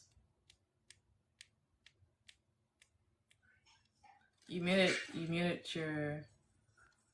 In a moment, I'll talk to you, in 5. You said 5 minutes? You're going to have to come back up. Yeah, we'll bring you back up, brother.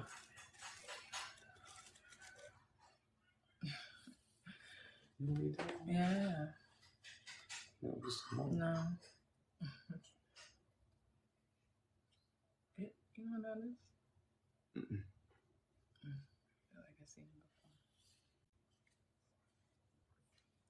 So again, y'all understand the crafty counsel that we are under, y'all. This is crafty counsel at its finest. The Bible come from here, but we going here. The Bible come from here, but we going here. And then they tell us the oldest Bible is the Ethiopian. They tell us this. But what we do? We go right here. We run right here. This is the crafty counsel. Matter of fact, we got to read that. Psalms 83. We got to, you really have to, read these things to people, because we read these things, but we don't understand. So now the counsel is so crafty, boy. So it says, I'm in Psalms 83. I'm going to start at verse 1.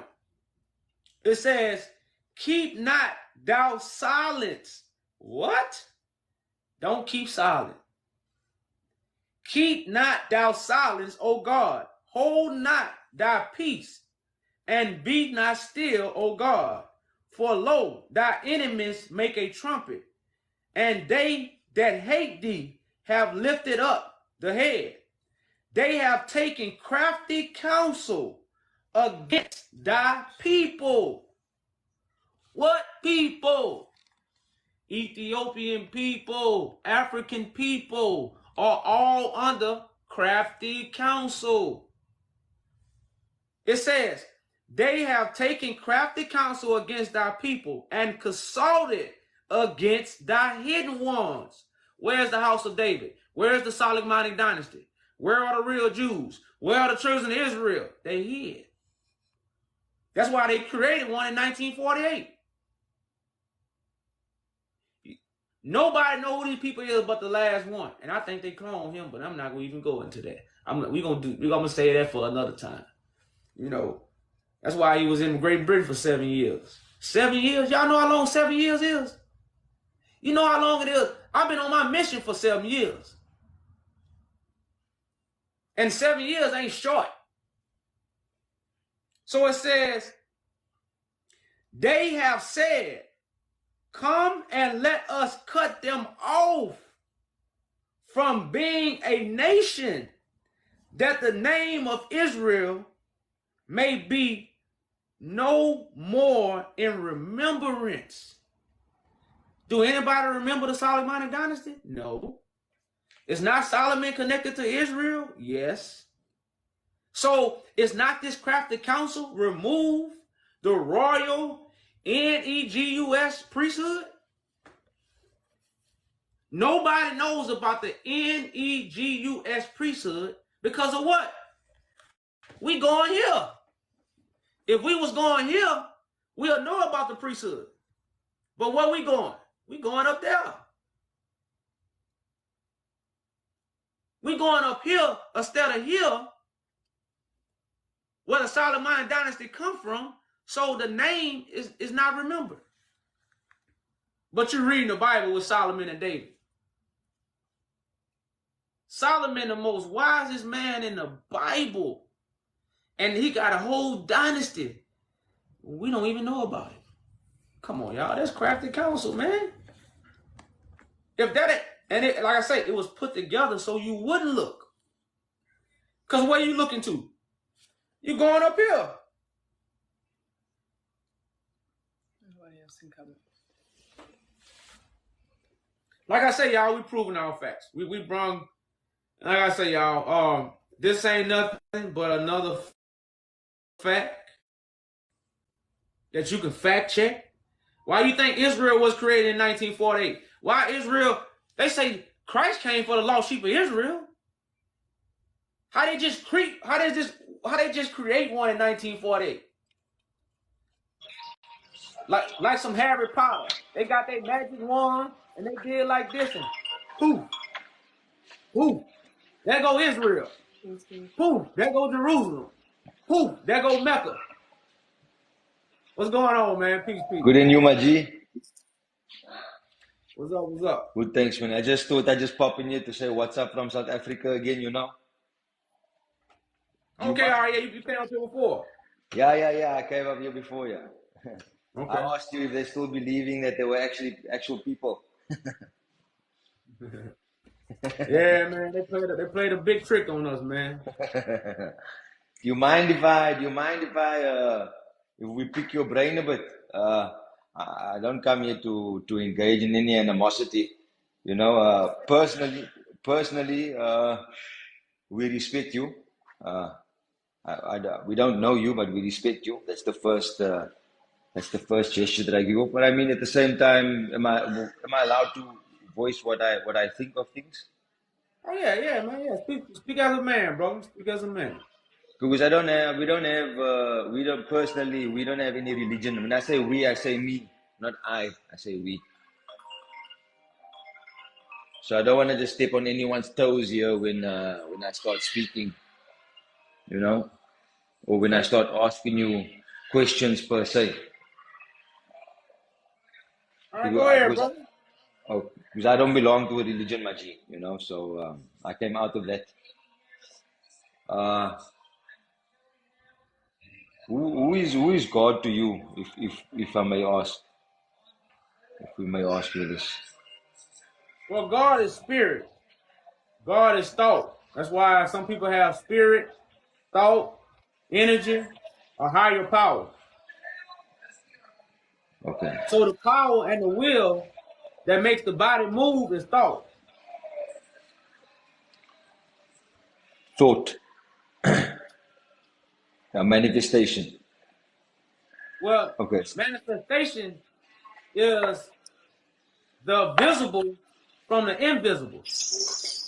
Yeah. I don't consider God as manifestation. You can manifest God because God is invisible, just like your thoughts. Your thoughts are unseen. But you manifest your thoughts by what you speak and what you do. So that's the physical from the invisible. That's what manifestation is. The visible or what's invisible. So you believe in God. Correct. If you don't mind me asking, do you know what the meaning, the description of the word believe is? Of what? Say it again. The word believe. Well, Do you yeah. do you know the description of it? Well, yeah. That's why I more say I know God. I don't really say I believe God. I more know God.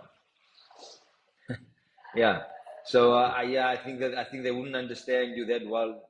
That's more on a deeper consensus here. You know. So with that being said,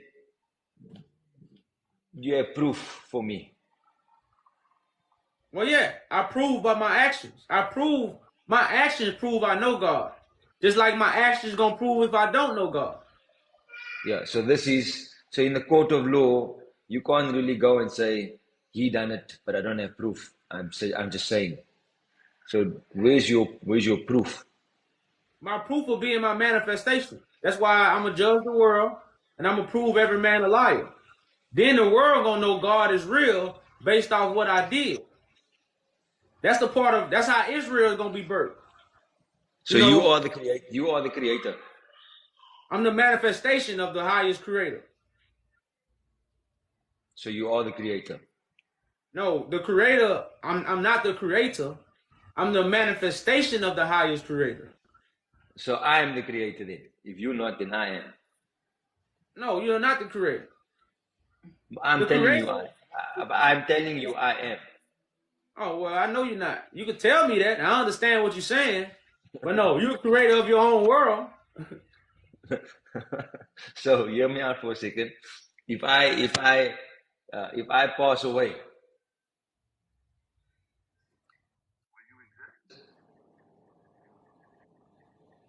Huh? You say if you pass away?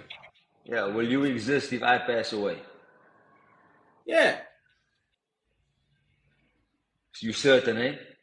I'm positive. If you leave right now, I still exist. That's like if I leave, you exist. See, I have this conversation with myself. I have 2 wives and I have 5 kids that I'm here with, you know.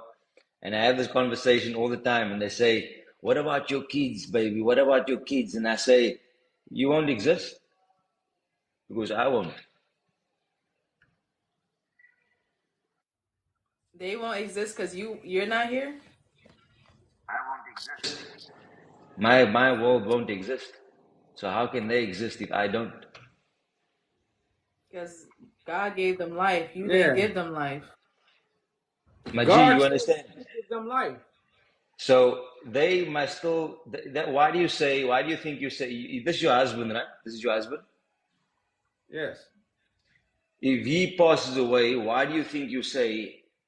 Why do you think the people say to you when their husband died, a part of you died with him? She's not the same anymore.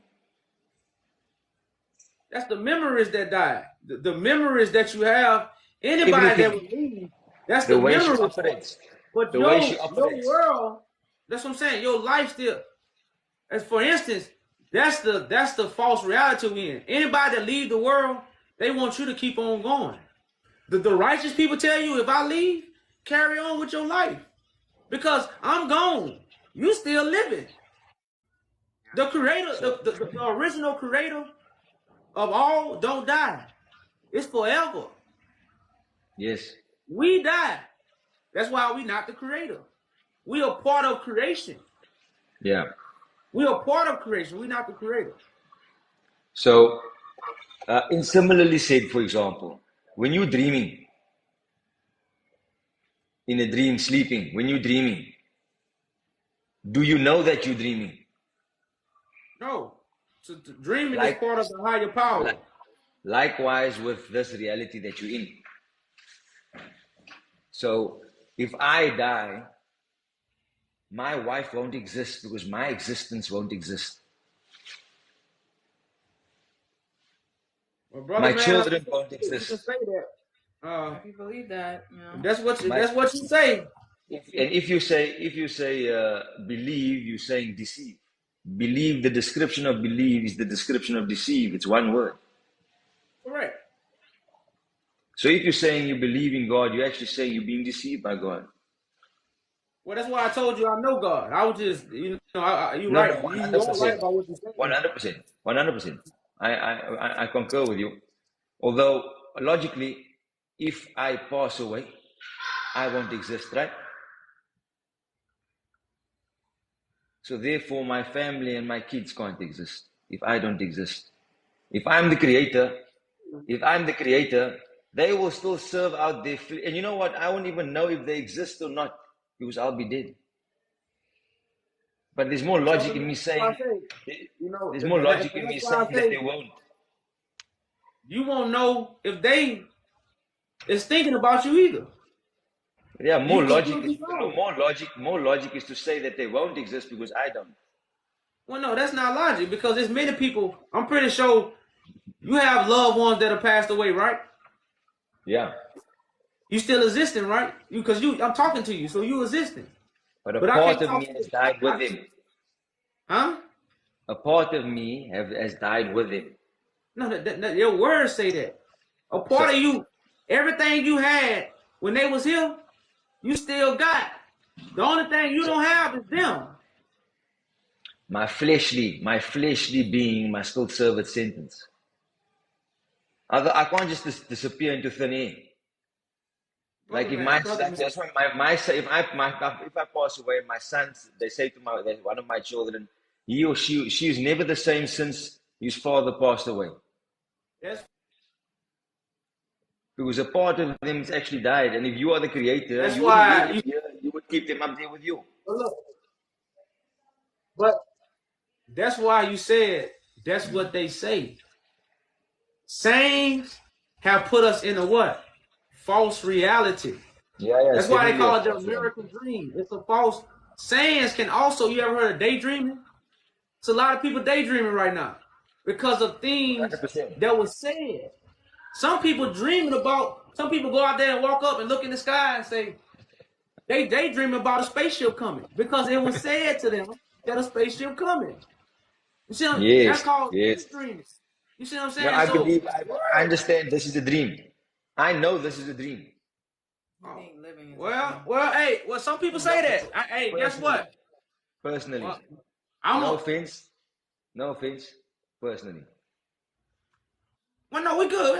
We having a man conversation, bro. You like I'm a man. I don't wear my steel on. You can tell me anything as long as you do it in a respectful way. I'm not up here to force another man or another woman to make them.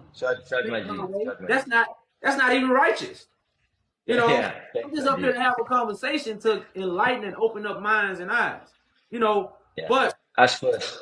You know, I made me lose my thought when I was about to say, same. You know, so man, people say anything to put us in a false reality and make us look at the world in the wrong way. Now, I'm gonna change my dream. You know, some people can't change their dream.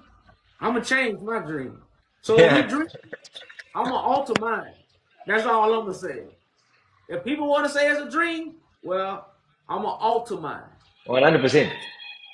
That's all I'm saying. You know, but we're gonna move on, brother, man. Appreciate you, coming up. Thank you so much, I really do appreciate it so much. Good luck with it all.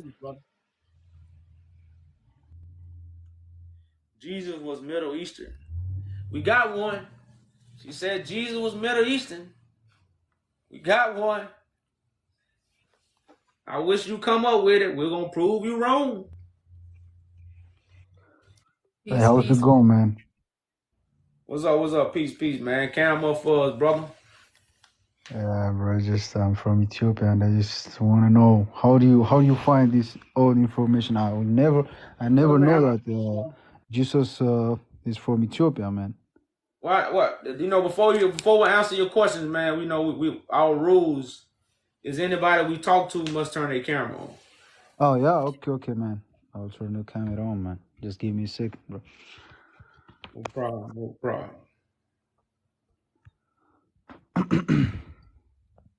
And I think his question was, how did I find this information out that Jesus come from Ethiopia? Yeah, Am I man. correct? So, man, with understanding who I am and understanding research, and connecting the dots, the oldest Bible come from Ethiopia because the original Bible come from Ethiopia. The first paintings of Christ come from Ethiopia. The royal priesthood come from Ethiopia, which is the Solomonic dynasty. The Bible talks about Solomon and David. David's throne is in Ethiopia. Christ sits on David's throne. So all these connections, you're like, well, damn. Then you got to understand, we've been lied to. Why we've been lied to? So we won't connect back to our roots. So once you really get the understanding that we are a scattered people, the Bible talk about a scattered people. We have been taken from the original place and scattered. And names have been changed. We became bywords. So like I say, so man, all the dots. Once you connect all the dots, you will have to go back to Ethiopia. I mean, I know that there is a lot of history about Ethiopia. There is a lot of history connected to Ethiopia, but I would never say that Mecca, Israel, and Jerusalem is in Ethiopia, to be honest. I never know. It's like always you guys already try to bring a new topic and we confused, man. Come on now, just tell me where do you got this information from? Because as an Ethiopian, we have a lot of books to read, We have a lot of books. Well, We have brother, a man. lot, we have like plenty of books. I'm not disrespecting you, but I just want to know, Oh, you like, good. yeah. I just want to know, like, And I'm trying to reveal it to you because remember, you yeah. got to understand the Bible say we scattered, brother. So it's a lot of people in Ethiopia that just invaded Ethiopia. The true Ethiopians were scattered. This is what's in the Bible. So we have to understand these things. So that's why in Ethiopia they don't teach Ethiopian history. They don't teach Ethiopian. You gotta learn history. My man, The history that happened in Ethiopia. You gotta learn that from your uncles, your fathers. When you go to school, they don't teach Ethiopian history. Why? You see what I'm saying? Because when the truth comes to you about Ethiopia, you're gonna be confused about it. And that's why if the Bible is connected to Ethiopia, why, when people get the Bible, why do they go to the Middle East? I got an echo. You see what I'm saying? Why do they? Because this is by design. Now, I can read you a scripture right now that proves what I'm talking about. Okay, let me check my notes, bro. So if you go to Psalms 83, because it says a crafty counsel against thy people. It's a crafty counsel against God chosen people. This is what the Bible says.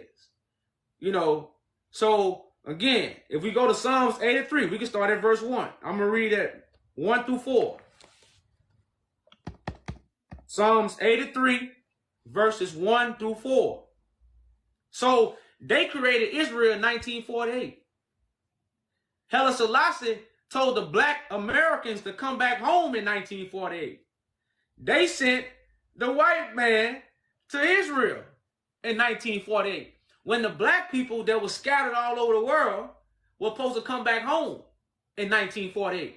But they ain't tell us this. So right now in Psalms 83, I'm starting at verse 1. It says, keep not thou silent, O God. Hold not thy peace, and be not still. For lo, thy enemies make a trumpet, and they that hate thee have lifted up the head. They have taken crafty counsel against thy people, a crafty counsel, and consulted against thy hidden ones. If Ethiopia was governed by a royal priesthood, Where's the royal priesthood? They had a royal priesthood before Haile Selassie, before Menelik. They had a royal priesthood. What happened to it?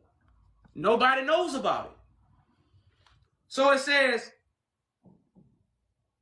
verse 4, it says, they have said, come and let us cut them off from being a nation. So Ethiopian is a Greek name. Ethiopia is a European name that was given to Ethiopia to change history. Yeah, I know it's a Greek name, and also the Hebrews also call it Cush. Yeah, Kush, Abyssinia, all yeah. So You're right, why? man. I'm So I listening. want to say this: if Ethiopia was never colonized, why was the name changed?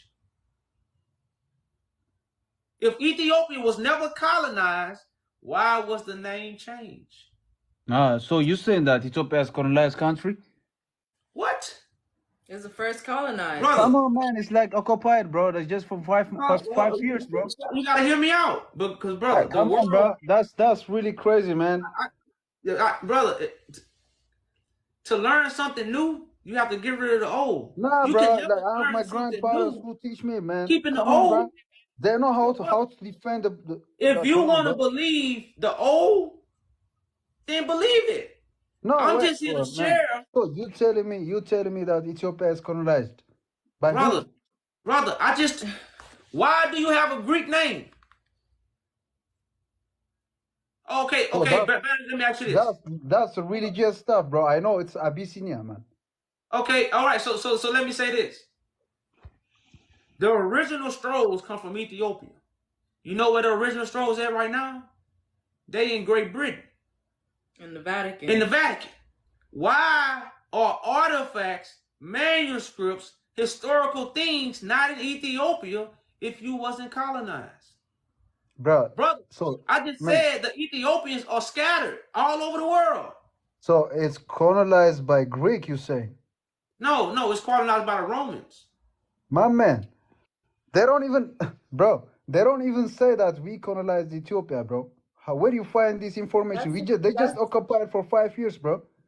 Brother, the world has lied No, to they us, brother, don't. man. They themselves, the Italian themselves, they never said we colonized Ethiopia, bro. Where do you get this information from, man? As a black man, man, Because, this confused all the black people, bro.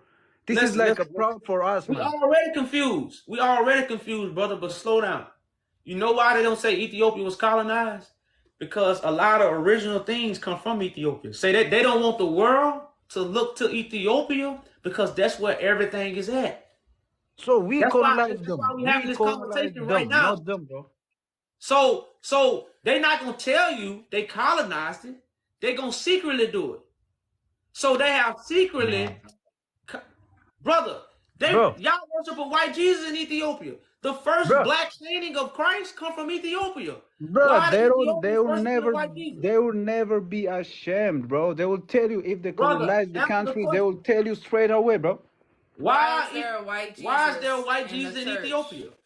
When What? when the first painting of Jesus come from Ethiopia. Why is a white Jesus now? Man, we never know, bro. You never know. I'm telling you why it's a white Jesus. It's been colonized. I mean, you confuse me, bro. I'm saying that, like, bro. So there is the way that the Nigeria colonized, right? There is a way the British colonized Nigeria, right? There is the way. So you're telling me that Ethiopia is colonized by religion or in a real power? Both, brother. First, My man, you gotta figure it out, bro. You never say boss, bro. They know Ethiopian people, man. You don't play with man. Stop playing with this shit, bro. Come on, man. It's a proud for all black people, man. brother man, Where do you find, man? brother man. Do you know anything about the siege of Magdala? Man, I don't want to know, bro. But See, it's you don't like want to know. I'm so Okay. confused and So I'm guess so what? mad, bro. I'm Guess sorry. what? I'm not Hey, offended. all right. So this you gotta go do some research, brother. All I can tell My you, man, brother. look, we are not here like to argue about the knowledge, you know. I can ask you a lot of books about Ethiopia that you never seen before, bro. But maybe your parent knows about these books, bro. So don't make it like argument about knowledge or something like this. I'm saying that in reality, sorry for my English language, man. I'm not. It's not my first. It's not my first language. You know. I'm trying to explain because I see here the real Mecca, Israel, and Jerusalem is in Ethiopia, and we've been discussing about this topic, and you just twist it up and say that Ethiopia is Hey, can you colonized, read bro. this, brother? As I said, it's just for 5 years, like occupied, bro. Come on, man. This is before it was occupied by the Italians. The Ethiopians were a part of the slave trade as well. Man, You guys think that y'all have never been touched. Y'all have been scattered. The Bible comes from Ethiopia and it talks about the scattered bro, you showing Ethiopians. me like the summer school like paperwork or something shit, man. It's not the Brother, story, This is man. from hold up. Ethiopia. Hey, they teach this at the university, brother. Bro, come on, man. Bro, like We giving you you guys are really information. spreading false informations, man. This is Okay, like well, nothing, all bro. right, okay, brother, This man. Hey, not be well, look, evidence, hey, bro. brother, man, you came up It's here to not ask, gonna be evidence, bro. brother. Listen. You came up here to ask. I Yeah. put it on the table. You ain't gotta eat it, brother. If the food nasty, just go to another restaurant. You see what I'm saying? That's what you do. If the food I'm offering is nasty, you just gotta go to another restaurant. So my information, you say it's false, which is cool. That's cool. So I'm gonna go to somebody else that might want to know.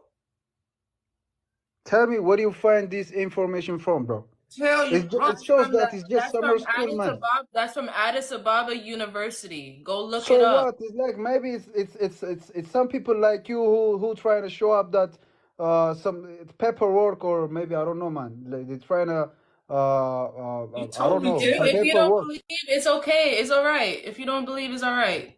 Thanks for coming up. So no. I'm telling you. Let me tell you one thing, bro.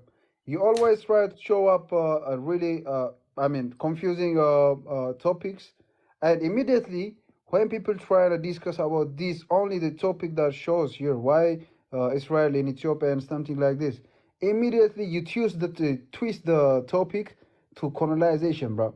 What's your purpose, man? What's your You plan? asked us a question and we gave Who you an pays you, answer. bro? No. Tell me. In Africa, we are proud You are what? because we are proud, so proud to not to be colonized by them. You see what I'm saying? Proud. Be You proud. can, Be proud and wrong. Be yeah, proud. And you proud and nah. wrong. Fix your mind, bro.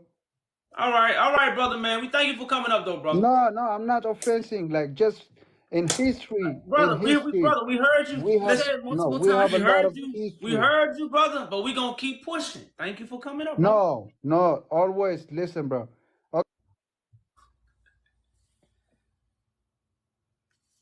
But I don't even. He ain't pull no facts or nothing. He just, like I say, y'all. This is not emotions. We don't have emotions. If you could prove us wrong, prove us wrong. Don't give us emotions or how you feel. We don't need that. Peace. All people need facts. That's all we need. Greetings to you, sis. Peace. Greetings, brother. Peter. How are you doing? Good. I'm just concerned about those little facts that has been put together from here and there from the Bible and other histories. But our ancestors have lived in the land of Ethiopia for centuries, and you've been claiming that some of the books has been in the Vatican and other places in Europe. Just because they've got a couple of books out there does not mean that the rest of the books belong to us. We We know it believe. belongs to Ethiopia. We said that they stole it from Ethiopia. That's why they have it in the Vatican. That's why we have a petition to get back the treasures, the artifacts, the manuscripts that they stolen from Ethiopia. That's why there's a lot of people in Ethiopia that know this, but they still haven't given it back. We understand those are our belongings and we're fighting for them. Eventually we'll get them back.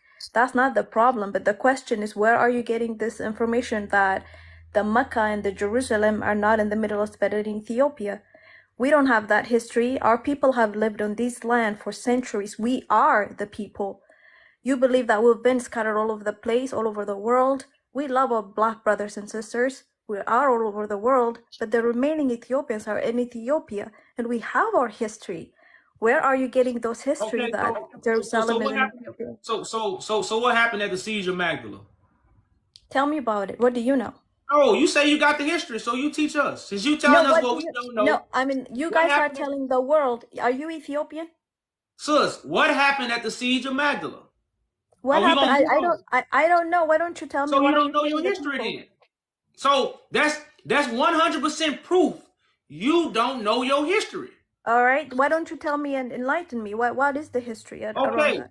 Mm-hmm. Tedros, the Emperor Tedros, had collected all the biblical writings that was in East Africa at that time. I'm pretty sure you know who this individual, this Tedros II. That's our King Tedros. Okay.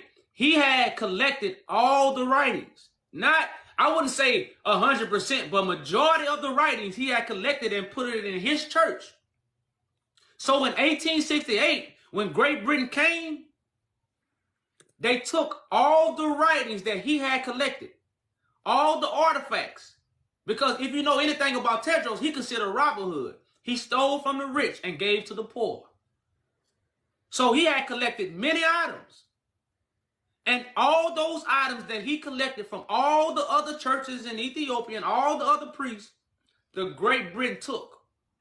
So there was a bunch of historical things that Ethiopia never got a chance to touch, see, or understand. And the information that he had, he died with it. After him, Johannes rose up. He got killed fast.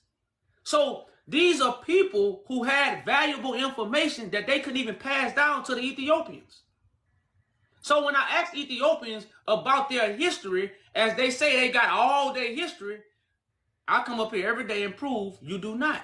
And So it's tell not me even what of the part of the history that our kings did not happen to tell us? What is part of the history that we're missing? I just asked you what happened at the siege of Magdala.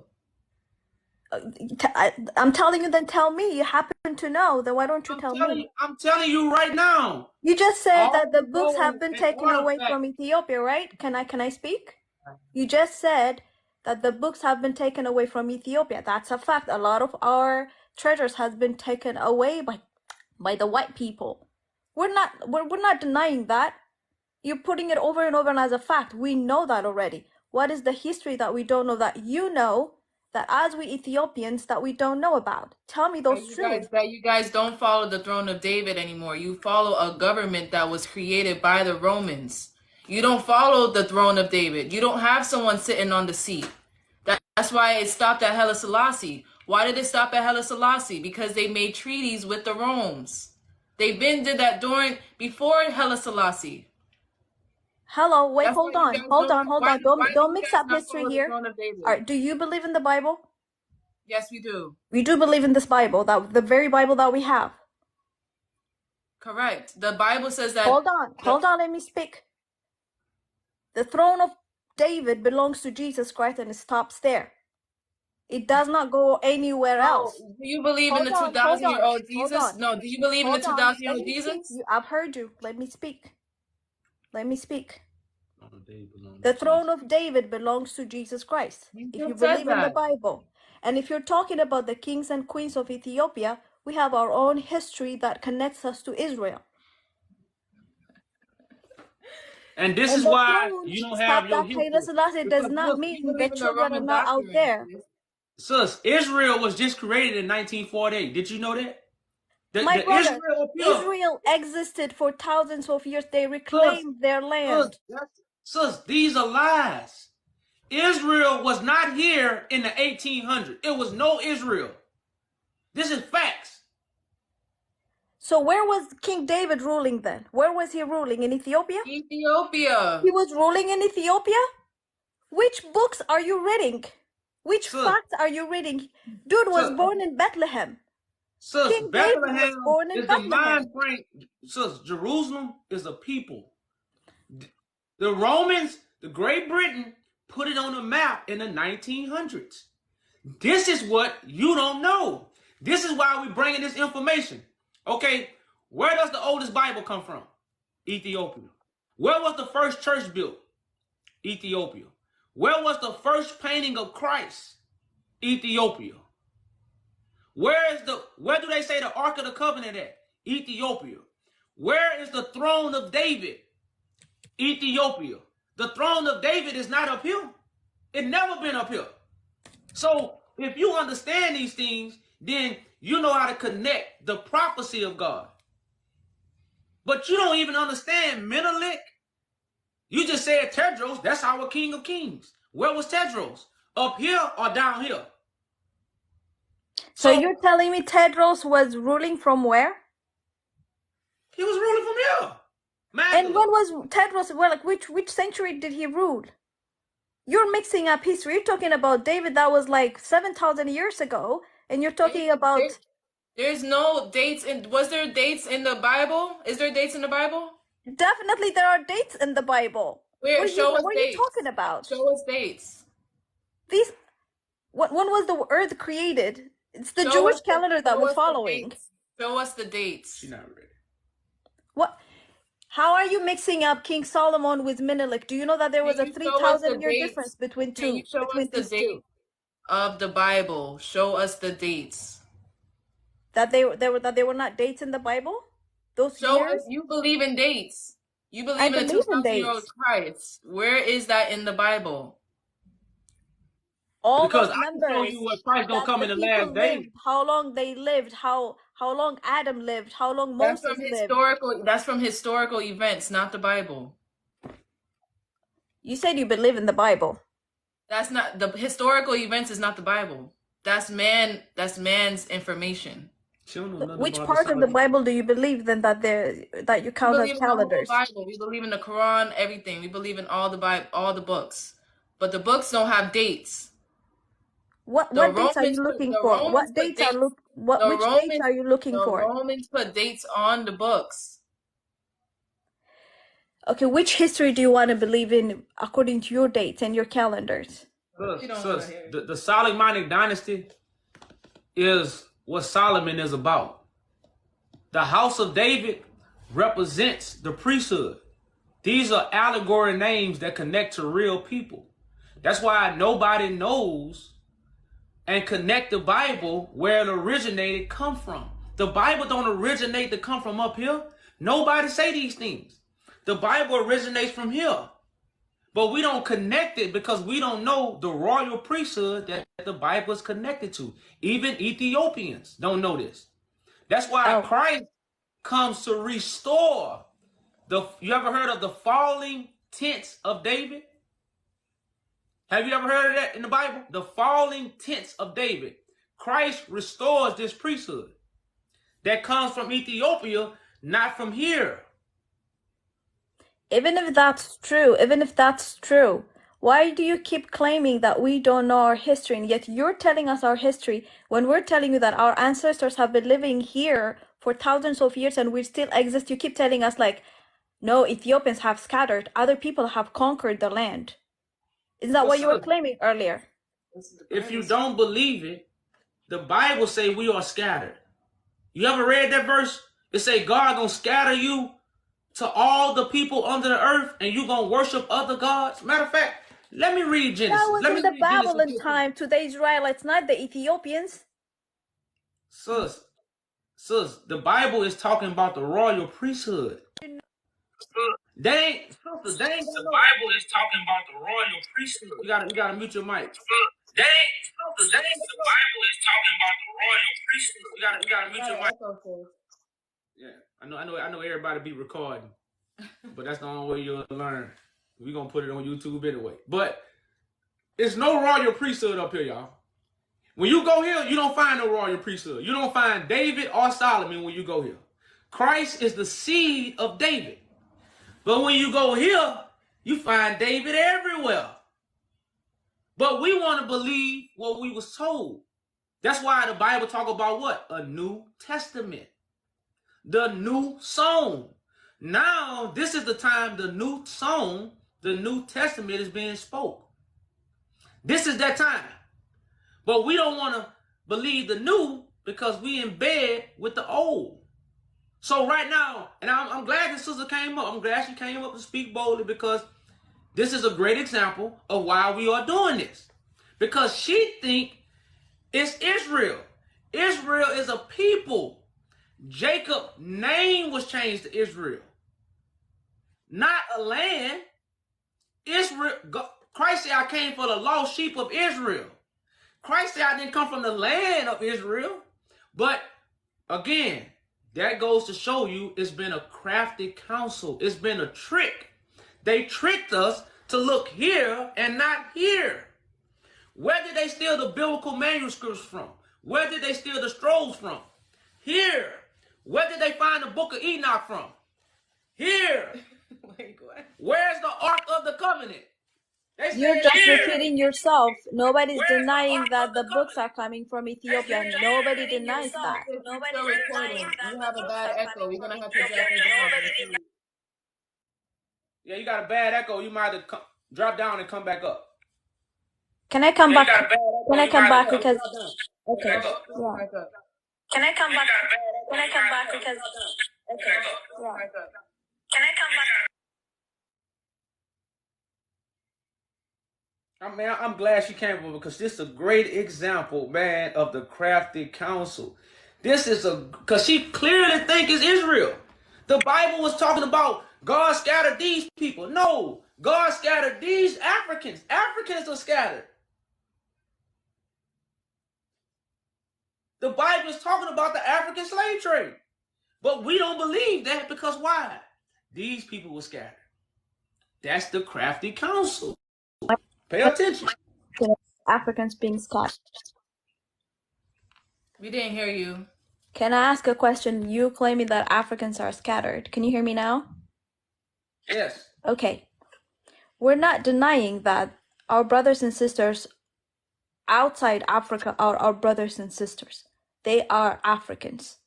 But it does not mean that all of them came out of Ethiopia, right? They came from all over Africa. And the entire continent does not belong to Ethiopia. And slavery happened when? And we've been slaves for thousands of years, not just to the Europeans, I mean in the lands of America, the current United States and the Southern Americas. We've been slaves for centuries. That's a fact. But it does not mean Ethiopia ruled the rest of Africa. And our history is reserved, and we know our history. It's not like just some books has been taken away from us that we don't know our history. Just because you want to claim that you are Africans, we love you. You are our brothers and sisters. But you cannot change the history and tell us that we don't belong in Ethiopia, that we're newcomers to the land. We're not newcomers to the land. We've been here for centuries. And we know our history. Sus, I want to ask you this. How long did the Italians take over Ethiopia? They never took Ethiopia. They took the land of Eritrea. So I'm saying, but how long did they rule Ethiopia while Haile Selassie was in Great Britain? How long did the Italians rule? 5 years. 7 years. It wasn't 5, it was 7. All right, let's make it 7. I don't know where you're getting that number from, but I'll take the 7. Okay, so within them 7 years, how many people did they destroy and how many people actually came to Ethiopia? Do you know? Who came from Ethiopia and who came out of Ethiopia? Listen. All right. That's a question for you. Do you know how many people was killed? Who was killed? What kind of people was killed when the Italians had control of Ethiopia for 7 years? Tell me, what kind of people did they kill? I mean, we're there. That's not like hundreds of years ago. That's like how many years? That happened in the 40s. Right? So your words will hold more weight to the viewers. Now you yes, just exactly my point. Okay, my point. So I'm asking you to give me what you know. But you keep what? Crawfishing. You're telling me they killed certain type of people. What kind of people did they kill? I'm going to ask you again. What happened in the 7 years the Italians was in taking Ethiopia? Was they helping the Ethiopians or was they hurting the Ethiopians? Of course, they came to colonize. How do I expect them to help us? Okay, so what happened in those 7 years? Since you know your history, what happened? Your word will be better than mine. So I'm giving you the floor so you can teach me, since you know what happened in those 7 years. In those 7 years, they're trying to govern Ethiopia Haile Selassie moved to England. He stayed there until we reclaimed the country again. That's it? No That's details? it. What more details do you need? They colonize people, of course. They're freeing people. They're taking over the land. They're building up cities. What more can they do in 5 years? What more can they do in 5 years to change our history? Sis, they can get rid of all the important people that know. Haile Selassie brought, hold up, sis. Haile Selassie brought handwriting to Ethiopia. Haile Selassie built the schools. Right? All right. Okay, so before that, Ethiopia. Okay, so before that, yeah, wasn't nobody teaching nobody nothing but the people that had the information. Okay, what kind of information do they have?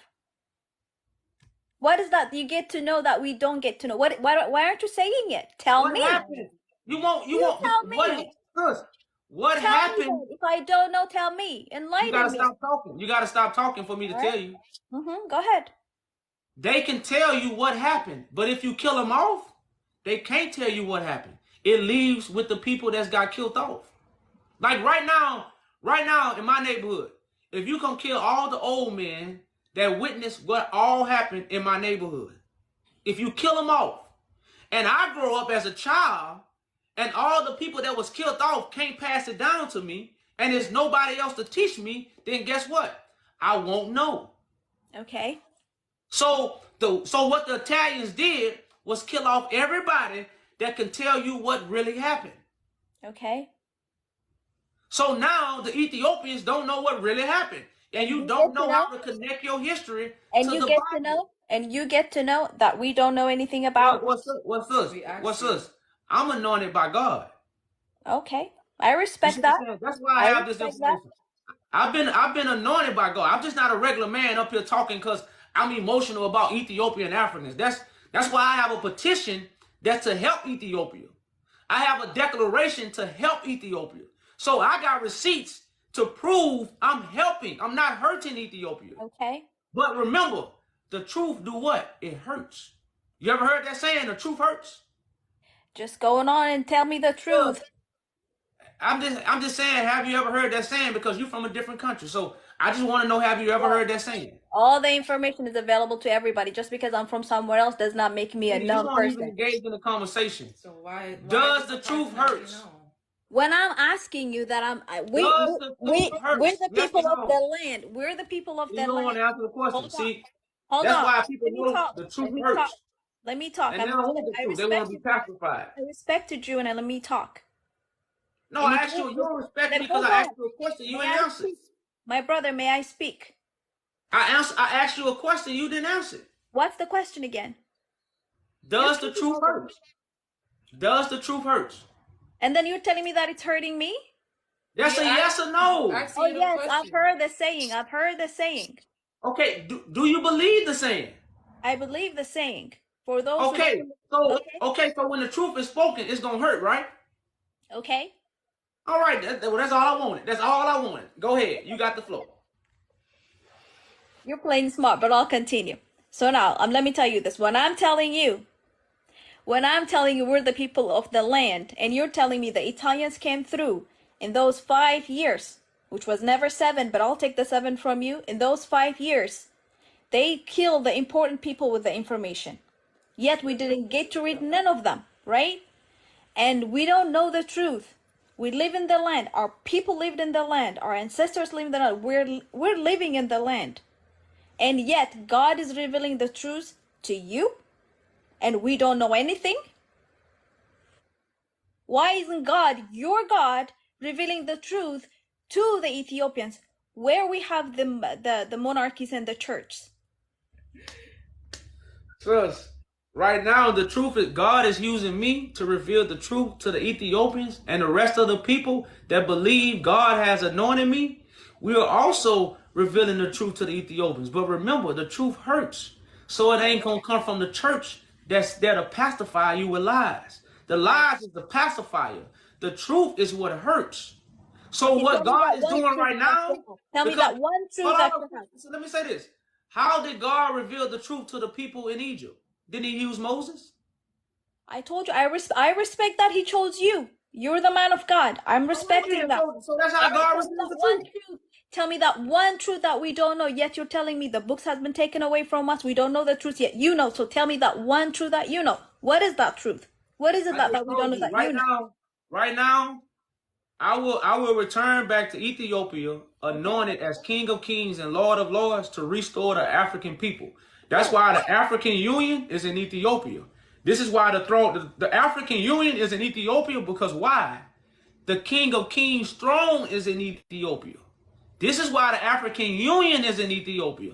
This is why the Solomonic dynasty comes from Ethiopia. This is the royal priesthood that the Bible is connected to. That's the one truth Ethiopians and the world don't know. That's what's being revealed. And if you don't believe it, it's going to happen right before your eyes. Then you will believe it. You might not believe it now, but when it happens, you won't have a choice. So you're telling me we have the African Union in Addis Ababa, Ethiopia, because we're anointed? No, I'm asking you a question. No, because the throne, because the King of Kings, which is from the seed of David, will return to Ethiopia. Oh. To unify Africa. Just Africa. Huh? Just Africa? He's coming back to unify Africa? But once Africa is unified, the world peace is restored. The world has no peace because Africa ain't unified. And nobody is on the throne. So you have, right now, the world is being ran by the Pope, which is a copy of David's throne. The throne the Pope sitting on is a copy of the Ethiopian throne. Okay. So that throne is removed, and now you have the true order of God restored back in the earth to bring peace to the world. But first, it comes through Africa. Great. That's great news. And we didn't get to hear this, and God is revealing that to you. Correct. Okay. All right. Well, we'll wait for this prophecy to happen then. That's the best thing to say. All right. And it's going to happen. That's why this is not about a belief. So and that's why we have judgment. Right now, we have a judgment against the Roman Catholic Church. Yo, nobody supports the Catholic Church ruling the world, ruling by the white people and everything. We're not for that, right? The fact that I'm asking you is, this truth that you're telling me is being kept in those books that are being kept in Vatican? If someone gets to read these books, that truth is in there? Is that what you're telling me? No, the truth is not in the Bible. The prophecy is in all books. I'm asking about the Bible. You said, hear me out. Brother. The prophecy. Listen, the prophecy. Don't mix up your words on me now. You said the books were taken away from us, so we don't get to know the truth. And these books are in Europe, kept in the Vatican. So they're not books. They are the original scrolls to show us where the Bible come from. The Bible. In writings, you're telling me. In these writings. No, that's what you said. I say the truth was coming from me, not the writings. I haven't read the books in the Vatican. Okay, that's where we're getting confused here. So in these writings, none of these things that you're saying is written? Yes, the truth, the same prophecy that's in the English Bible is the same prophecy that's in the scrolls. Okay, so the scrolls are similar to the current Bible that we have right now? Yes, they're just in a different language. It's just the language difference. Well, yes, the language is different. And of course, the translation... Hold me right there. You're telling me those rolls that has been taken away from us are similar to the current Bible that we have. They're just in different language. And yet you're telling me... That's where the Bible come from. The Bible comes from the scroll. Yet you're telling me another truth, which you're claiming that God is telling you that God is going to come and reign in Ethiopia to unify Africa? And God is telling you that to you? That's what the Bible does. The Bible also says the same thing. I'm not reading it in the Bible. I'm not reading it in the Bible. Yet you're telling me those writings that has been stolen from us are just in a different language, but similar to the Bible that we have right now. The Bible that we have right now does not say anything about Christ coming to Africa. Christ returning to Africa. It does not matter anymore when he returns. What matters is that we're going to heaven, that he's coming to take away his church. It has nothing to do with black, blue, and white and green. We're all spirits. Why are you trying to gain power to the black people? This is about us living on this world, the white against the black. This is only earthly situation. When But Christ it's, comes back, it's, let it's me all finish, it's my all sister. races. Let It's me all finish, my races. sister. Has Let me all finish, races please. gone through captivity? Let me finish, All please. races Let come me through finish, captivity, please. sis. I'm not listening to you. Let me You've been finish. talking for too long. Have all races gone through captivity? That's a yes or no. All races have been gone to captivity? Yes, have all of them gone through captivity? By whom? I'm asking you, have all, because you're saying it's all equal. Have all races, have the white man gone into captivity? The white man that you have in your church? My sister, now you're talking about this current black history. Why are you mixing up history from centuries ago and then you're talking about captivity, about the Israelites being captive by the Babylons, and now you're Is talking that about every the black race? being captured Is by that the white every people. race? Is that every race that's on How this would we planet? know? How would we know? So, sis, I want to read a verse to you. Out Luke 1:32. All right. I'm in Luke. I'm in 1:32. I'll get my Bible. And that's why the throne of David is the most important topic of this conversation. Because if you don't understand the throne of David, you don't understand God's prophecy. All right. So where are you reading? So we're in Luke 1:32. All right. Go ahead, my brother. It says, he shall be great and shall be called the Son of the Highest.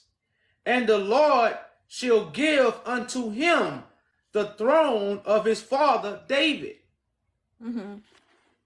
And he shall reign over the house of Jacob forever. And his kingdom there shall be no end. So people say Christ came. I'm telling people Christ is here to restore David's throne over his descendants. Now, we don't even know David's throne is in Ethiopia. We don't even know these things.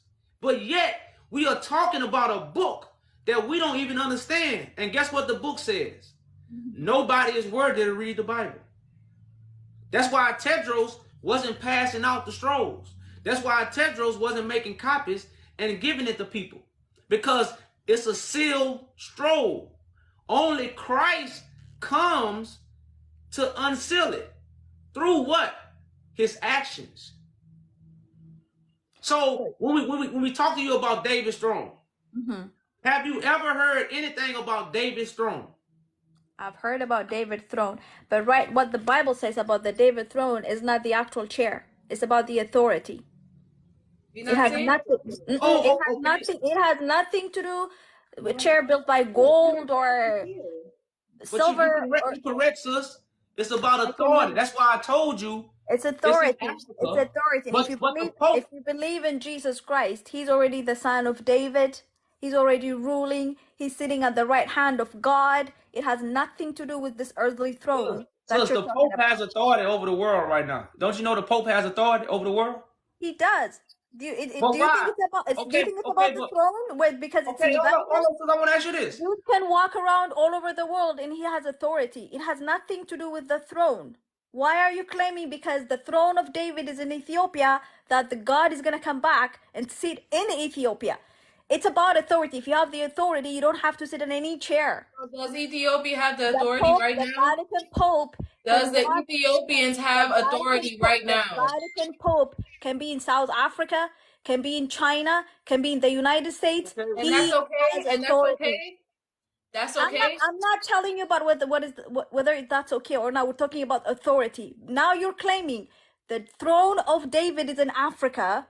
Then Christ needs to come back to Africa. He does not need any throne from Africa or Israel or in China. He is already a king. Why are you mixing up history? Why are you telling people? Okay, sis, like I said, sis. It told me don't cast my pearls to people who think they know So you think you know, I can no longer tell you. So I just My got one brother, more it's scripture. fine. You're Good. claiming Okay, that good. you're anointed by Good. God. I Good. respect that. You can Okay, believe that's good. whatever But what you want to believe, but we have the Bible, and okay, I am all from the land of Ethiopia. None of what you're saying is true. right, good. I just let you continue your teachings, but stop claiming that we're not the people of Ethiopia. We're here. Our Okay, ancestors have good. been. We know our Good. truth, and we read our Bible. And Okay, Christ thank you. is the son of David, and he does not need any throne in Ethiopia. He's already a king, Okay. and he's coming to rule the world. That's some Have a crazy. great day. Have a great day. Know what she's saying? Let the Pope continue to rule. That's I exactly what got she's one more saying. scripture, y'all. In Isaiah 16 and 5. It says, I'm in Isaiah 16 and 5. It says, and in mercy shall the throne be established. So somebody has to establish the throne in mercy. Lord have mercy. So then it says, and he shall sit upon it in truth in the tabernacle of David. Now, why are you going to sit in it? Because why? It says judging and seeking judgment. What's going on right now? Judgment is being sought. And hastening righteousness. There's no righteousness in earth. Jesus ruling from the sky, but we're going through hell on earth. So we need Christ down here to bring us heaven on earth. Well, voila, that's what happened. So I'm going to read Isaiah 16 and 5 one more time, and this is what's happening. It says, and in mercy shall the throne be established, and he shall sit upon it in truth, in the tabernacle of David, judging and seeking judgment and hastening righteousness. This is what's going on right now, y'all. The world is being judged by the one that seek judgment. Peace, you must cam up. This is Hi guys. So, can I talk like with camera off? Just a little bit. You can't speak with the camera off. You gotta have your camera on, bro. That's Like I'll show you my face, but I'll turn it off. Well, no, that's why I say you have to keep your camera on. If you're not gonna keep your camera on, we're gonna have to go to another person. That's just the rules we have, brother, man. No offense. We understand some people don't like to be on camera, but hey, we got to make the sacrifice, so everybody else got to. Yeah, I mean the most important the idea, but okay, if you don't want it, that's okay. That's just our rules, y'all. You know, like I say, no disrespect to nobody, but if you cannot turn your camera on, don't come up. But y'all, if that was the perfect, I can really get off this live now. We did out. If everybody got a chance to see that indoctrination and crafted counsel, which she was humble, she was respectful. You know, we had a good conversation. Wasn't no much love to the sister, but we here to prove you it's a crafted counsel against us. She said, "Don't give power back to black people." She said, "Why are you giving power to the black people?" I could have pulled my hair out. That's crazy, yo. Hello. Peace, I peace. fell out Hey, the Kim. goddamn car when she said that. I fell out the car. That's why I ran in here. I say, what did she say? Can you cam up? No. Yeah, I can cam up. I was just taking my laundry. Just like, give me a sec. Okay. Sorry.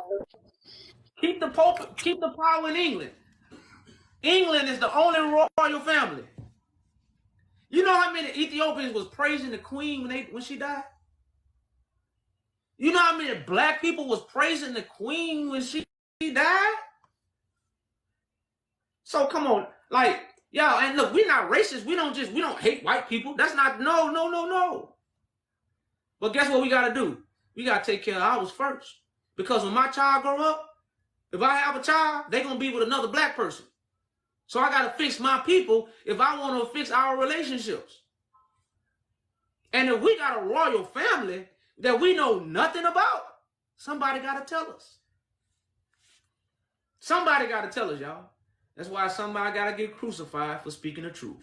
And that's what everybody listened. Everybody look at that. Somebody being, that's what. Why was Jesus crucified? He spoke the truth. What's going on? Peace, peace. Peace, peace. Wanted to ask before I start. You guys believe in the Bible, right? Correct. Okay.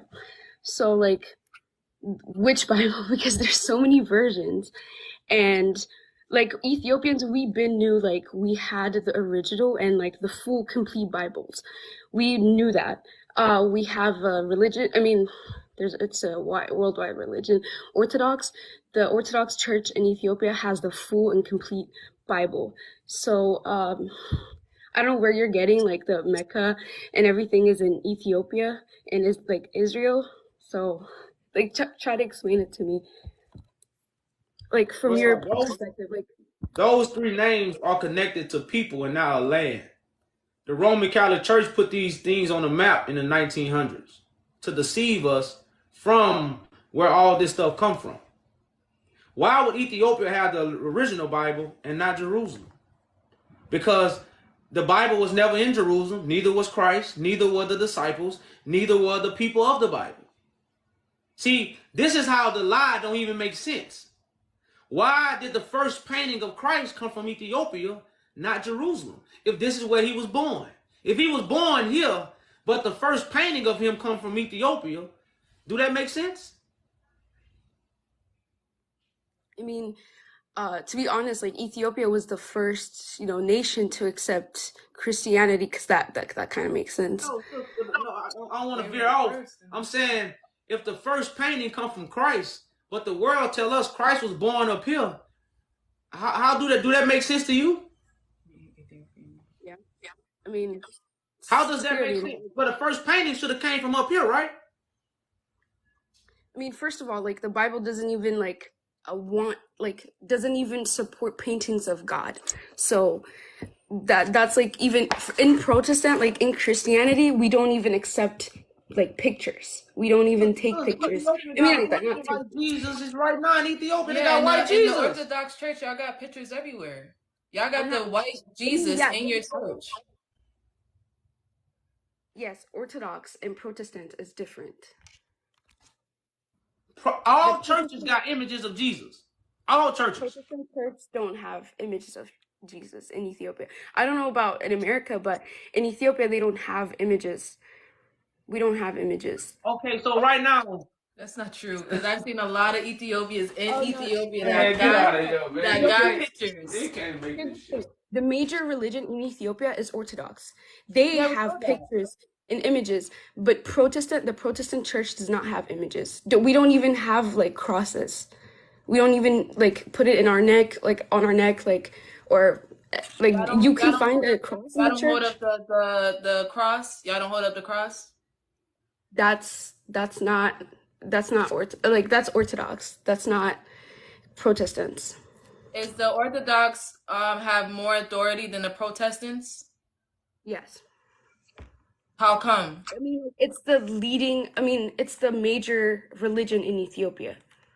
How come is Orthodox the major religion in Ethiopia? That was when Christianity was first adopted by King Izana. That was the religion that was adopted. So do you believe in Orthodox? I mean, like, okay, so like, first of all, like what I believe in doesn't really matter. The truth is out there. But like they have more. What's the truth? That's the thing. Like no one knows the truth. Here's the thing: you cannot prove to me the Bible is 100% real, because it was passed down. It was translated by humans that cannot be fucking trusted. Well, it's been passed down. We don't believe in the 2,000-year-old Christ. We don't believe that happened in the past. We know that it's a prophecy of the last days. So we don't believe in what Christians believe or what Orthodox believe. We know that's false. So what do you believe in? We know that the prophecy that's in the Bible is happening about the last days, which is happening right now. I mean, no one knows the day of the hour or anything, but I mean, we can see signs. The signs are happening, but like the second coming is gonna happen. That is, I mean, that's like in major religion, they always say that there is someone coming to take us to the new world. But sis, the second coming is just like a Moses character. It's an anointed son of man from the lineage to restore the people back to the right mind frame, which is the new Jerusalem that comes from heaven. Jerusalem is a mind frame. So if the Bible tell you Jerusalem come from heaven, why it got on the map? It was never supposed to be on the map because it's a mind frame. So the new Jerusalem is the new information to what? Renew your mind. As the Bible say, your mind, you got to have a renewed mind to enter heaven. So why do you got to have a renewed mind? Because heaven is within you. It's the mind. But your mind is renewed by what? Food for thought. Food for thought. So Christ got the Last Supper because why? It's information to change your mind. So everybody in the world, mind finna be changed, and we're going to have a new world. Just imagine this. Christ on earth. Everybody believe Christ on the picture or he in the sky, but he really on earth. And when the world find out, what we going to have? A new world. So in Amos, if you turn to Amos, I want to read this scripture because nobody know nothing about the throne of David. The whole Bible is about the throne of David. We can prove this. If you got the Ethiopian, the original scrolls, it's all about you ever heard of Game of Thrones? That's what the Bible is about. The throne, the authority, the one who have authority of the world. All Bibles say the saints gonna judge the world. All Bibles. All Bibles say the saints gonna judge the world. That's true. And what was true, nobody knew today. Only God. And the people who God chose was gonna give you the signs that they are judging the world so you can know what? This is the appointed time. So I want to go to Amos chapter 9, verse 11. Because again, nobody understands the throne of David. So it says, in that day will I raise up the tabernacle of David that is falling. So what happened in Ethiopia and what fell? The dynasty. Even in Haile Selassie time, the dynasty had failed. Haile Selassie was really just a puppet. You want to be honest? Now, some people can't take that, but he really was just a puppet. Now, he could have been a righteous man, but he was just a puppet for the people that was really running the world. By Haile Selassie time, the throne was over with. They were just trying to find a way to get rid of it. And Haile Selassie was the perfect person to get rid of the throne. That's why after him, nobody sat on it. So it says, in that day, I will raise up the tabernacle of David that is falling, and close up his breaches thereof, and I will raise up his ruins. This throne has been ruined, and I will build it as in the days of old. That's why Christ is a carpenter. Christ comes to build the kingdom for God. He didn't do it 2,000 years ago. He walking the earth doing it right now. So it says, and they may possess the remnant of Edom and all the heathen, which are called by my name, said the Lord, that doeth this. So right now, this is the prophecy of the Bible that you can't change no matter what version you read. You can't change the prophecy. And most people that read the Bible, they don't know the prophecy. They just know words and stories. And don't know what they connected to. So like you're saying like, okay, I mean, I'm trying to understand you. I'm not trying to like, debate. It's not a debate, but you said that it's in a state of mind. Like heaven is like in your head. You have to change your, like, there's no physical place. It's like you're talking about there's no physical place, but clearly the Bible, like in the first book, in the sorry, I'm not American, so English is bad, but it clearly talks about where Ethiopia is on the Bible, like in the Bible. It talks about on map. I mean, it doesn't say exactly where, but it says where Ethiopia is in the first book. Genesis, the Red Sea. The lake of Gihon.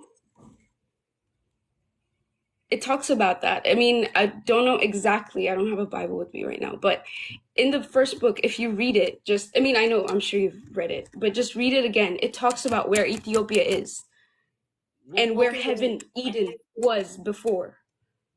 First, when Adam and Eve was created. The mind. That's why right now you plant seeds. Well, in the mind. The mind is the garden. I'm planting seeds in your mind right now, but I hope they grow. But so that's what, and that's why the Bible says Amos 9:7. It says, "Are you not as the children of Ethiopians unto me, O children of Israel?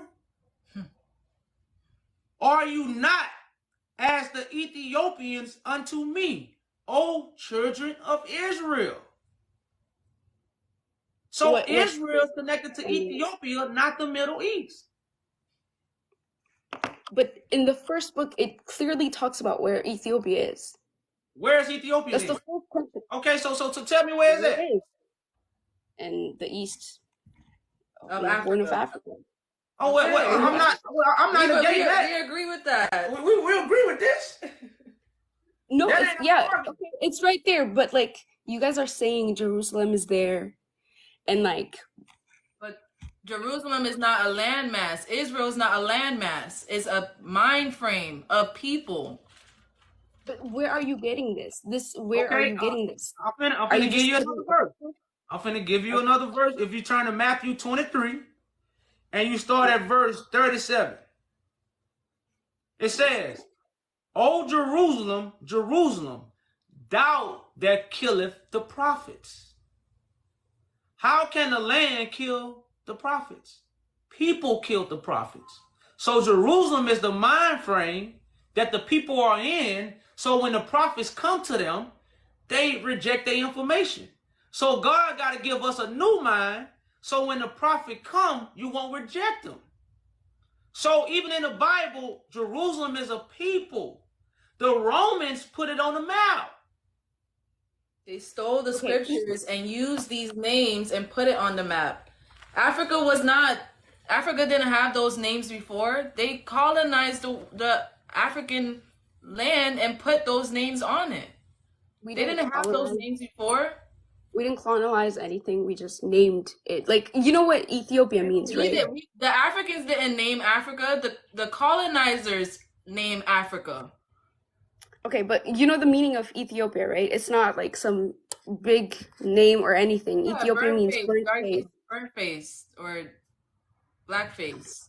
Yeah, blackface, black people, stuff like that. But and also like the woman before, like you guys were telling her that what's it called? Sorry, I'm like losing my thought.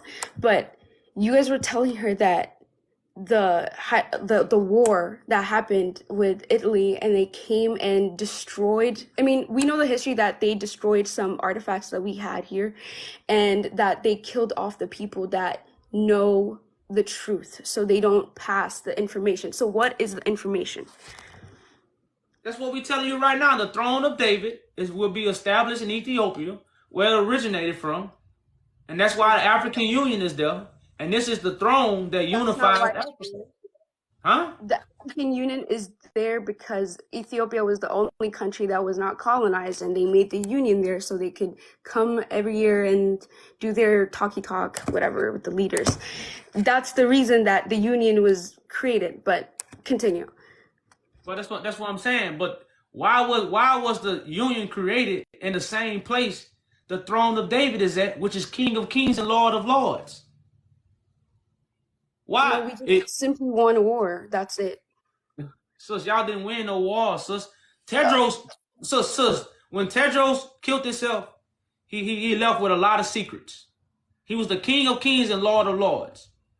His child got taken, his wife got taken, and also other people who had information got taken. These was they burnt down the whole Magdala. They destroyed the whole Magdala and told everybody to leave. And they had thousands of animals that they ain't carry off one truckload. They had thousands of animals, sis.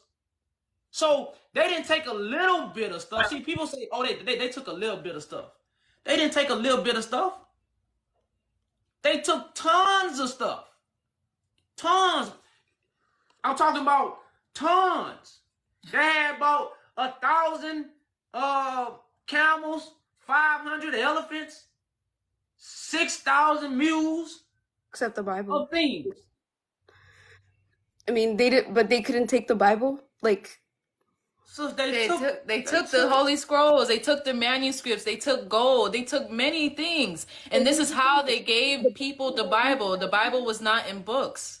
It was in scrolls before it became a book. Yeah, the Dead Sea Scrolls. But the Bible that we have right now is not the one that's original. It's not the complete Bible that we have right now. The version, what do you guys have it here? Sorry, I'm not from here. So the versions that you have here, those are not the actual Bible, the complete Bible. So if they have taken the Bible, why take off the books?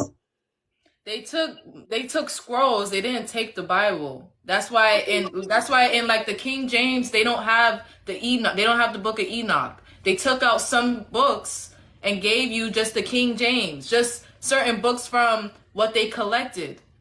So you won't get the whole picture. So they didn't take the Bible, they took scrolls. It wasn't a book, it was in scrolls. I get that. It was in scrolls, then they translated it. Exactly. Correct. But, so right now, like Ethiopia only has I'm not saying, okay, but Ethiopia has the complete Bible. And the Bible that everyone has been distributed to everyone right now in the Protestant church and every other Christian church has the incomplete Bible. So it's not about the Bible. It's about We're saying it's not about the Bible. It's about. You kind of have bad service. Cut off. Yeah, it's cut off. Sorry, but you guys have said the Bible, and like this can come in a sense in our heads. I guess happen in our heads. When the second coming or when the new earth is about to come, you said it's going to unify the African people. Like, in what world, like, what God does he pick and choose? You know, if your God picks and chooses, why should we believe it? Okay, well, sis, did God pick everybody to be Christ? It's your choice. If you want to follow the path of Christ, he gave us free will so that we choose. I say, did God choose everybody to be Christ? He knows that everyone's going to choose him, so not everyone's chosen because they didn't choose him. Because for right now, let me tell you this. Right now, anyone that has committed any crime or sin or anything can turn to Jesus right now if they wanted to. So it's not a matter of, oh, you forgot it. Because you're not hearing what I'm saying. Sorry? God chooses. That's what God does. God chooses the one that's worthy because everybody is not worthy to govern. Everybody wasn't Moses. Okay, God chose Moses. God chose everybody. There's nowhere in the Bible where God chose everybody. Okay. The only time that God chose everybody is coming from people's lips because everybody is telling lies. God don't choose everybody. It never happened that way. No book you read, no matter what version you have, God chose everybody. These are facts. Yeah, God chose everybody. God chose Moses to do his work. He didn't choose him to be saved. He chose him to do his work. Everyone is saved if they choose to be. Everyone is saved. What is that? Holy Bible, Ethiopia verse. Okay, I have one too. I mean, I have one directly from Ethiopia. So. Got this one? Okay. I mean, no, I just need the Bible. I don't need any other book. I just need the Bible and the Word. And look, that's where you're wrong. You know what Bible? I don't know what you're saying. Hold up, but you know what Bible means? Bible means collection of books. So what the Romans did, they collected the books they wanted us to have.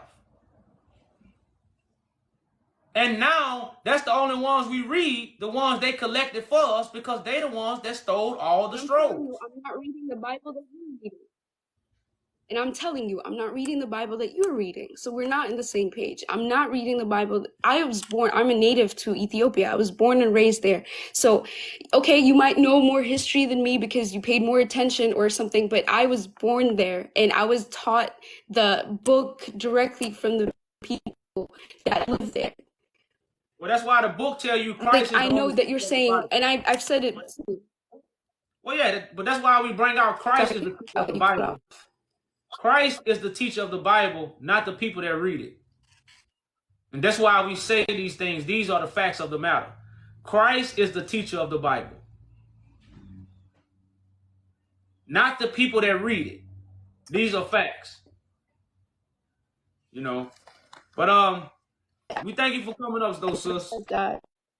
You got some bad feedback. Sure. Thanks for coming up, sis. Sure. But thank you for having me. But please read up on our history. Thank you. The E form, the seven. I told you. Wait, what was that for? The E form. What's that for? I don't even remember that. Man, you can cancel it. Yeah, but I ain't gonna get it back. No, you can. Okay, we need to get off and do that. Get these. We just said enough. Yeah, ain't nothing else there. Nothing to talk about. Is that last one, I think? Yeah, man. Peace. We'll come back tonight. You get a little settled. Yes, can you cam up? No, I don't want to turn my camera on. It's broken. Well, you can't. You gotta kick it down, then, brother, man. I'll go to the next person. The thing's broken. You won't be able to see anything. All right.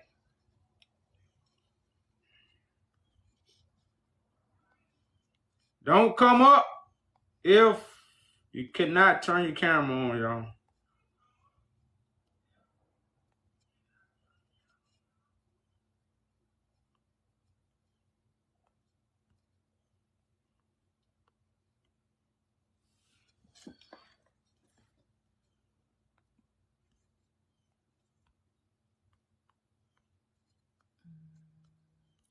This guy.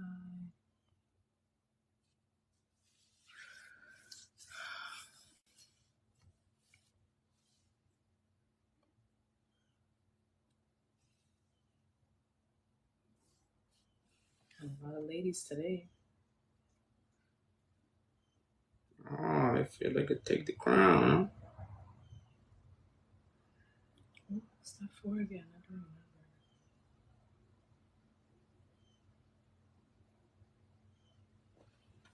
What is it, y'all? Hey, y'all, we done, man.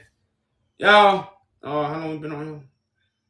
So, like I say, y'all, we done brought out a lot of facts, man. I think we had a real good conversation of showing you why we are bringing this information out and showing you the indoctrination, that's really happening, because people are indoctrinated to think the Bible is here, but Ethiopians tell you they got the original. Look, that's how the Ethiopians will fight. I got the original, but Jesus was up here. What? How can you have, it don't even make sense. How you got the original, but Jesus from up here? This is called indoctrination. That means it's within you. The deception is so in you, you blind to the truth. And that's the blindness of Israel. They can't even see Israel is blind. And we showing you, they literally, it's documented. This Israel was created in 1948. They couldn't fight this one in 1948. The people couldn't find it out. The world couldn't find it out. You see what I'm saying? These things that, we couldn't find out. Now, as the world can find these things out, we know what? It's a lie. We know it's a lie. So we must understand. I got an echo, Danny. So we got to understand, y'all, that all these things that we believe and the things we accept It's a lie. We just telling the truth, but what's happening? Crucifixion. We trying to change this. We just trying to reveal something that's true. You don't have to believe it. The Ethiopians will be slain by the sword as well, not just Israel. Shoot, Israel is Ethiopia. It say, we might need to read it again for them. If we go to Amos, I'm going to read it, y'all, 9 and 7. It says, Amos 9 and 7. It says, are you not as the children of the Ethiopians unto me? O children of Israel, said the Lord, have I not brought you up, Israel, out of the land of Egypt, and the Palestinians from Kedar, and the Syrians from Ker?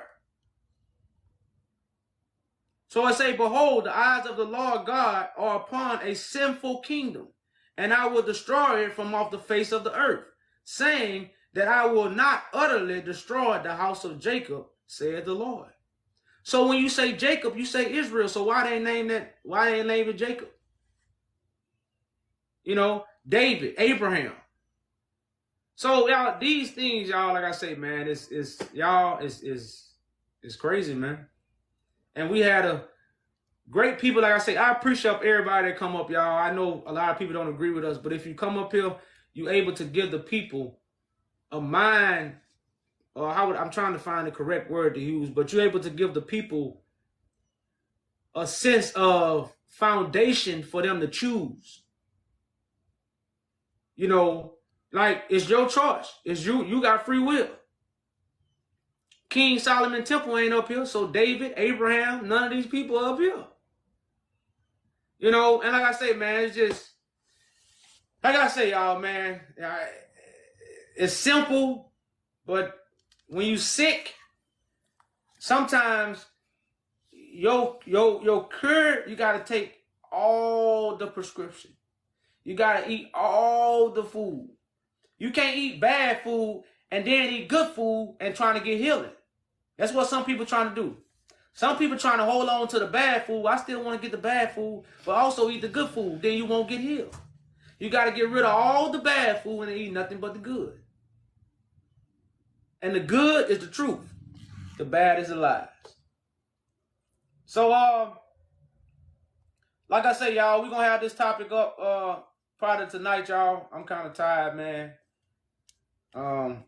Check out the website. We have a petition to Judge the Roman Catholic Church to get back the treasures that they stole from Ethiopia. Look at the declaration on the website. It's in the bio. Go to the website, y'all. Check out what we're doing. Again, like she said, check out the petition and check out the declaration. Check out the things we are actually doing. Because some people just go on here and listen to what we say. Go check out what we're doing. You know, then you might have a little more respect. Because I don't see nobody doing nothing. I see everybody talking, but I don't see nobody doing nothing. You know, and like I said, I know people been waiting, but if you can't turn your camera on, you can't come up. Most of y'all don't got over 1,000. Yeah, if you ain't got over 1,000 followers, you have to come up and turn your camera on. So that's why we're not even finna, you know. But like I said, we got a YouTube. Go join the YouTube. You can talk to us without turning your camera on. You got a YouTube every Sunday, Tuesdays, and Thursdays. And that's why I say we just not up here just for the talk. So if you really want to talk to us, you'll come to our YouTube. If you just want to say what you want to say and come up here because you got a bunch of views, then you really don't want to talk to us. You know. But if you really want to talk to us, then you'll come on our YouTube. You know. So, you know, that's just how we gonna do that, y'all. So peace, y'all. So with that, I hope the Father has circumcised y'all hearts and ears for the message. I'm out.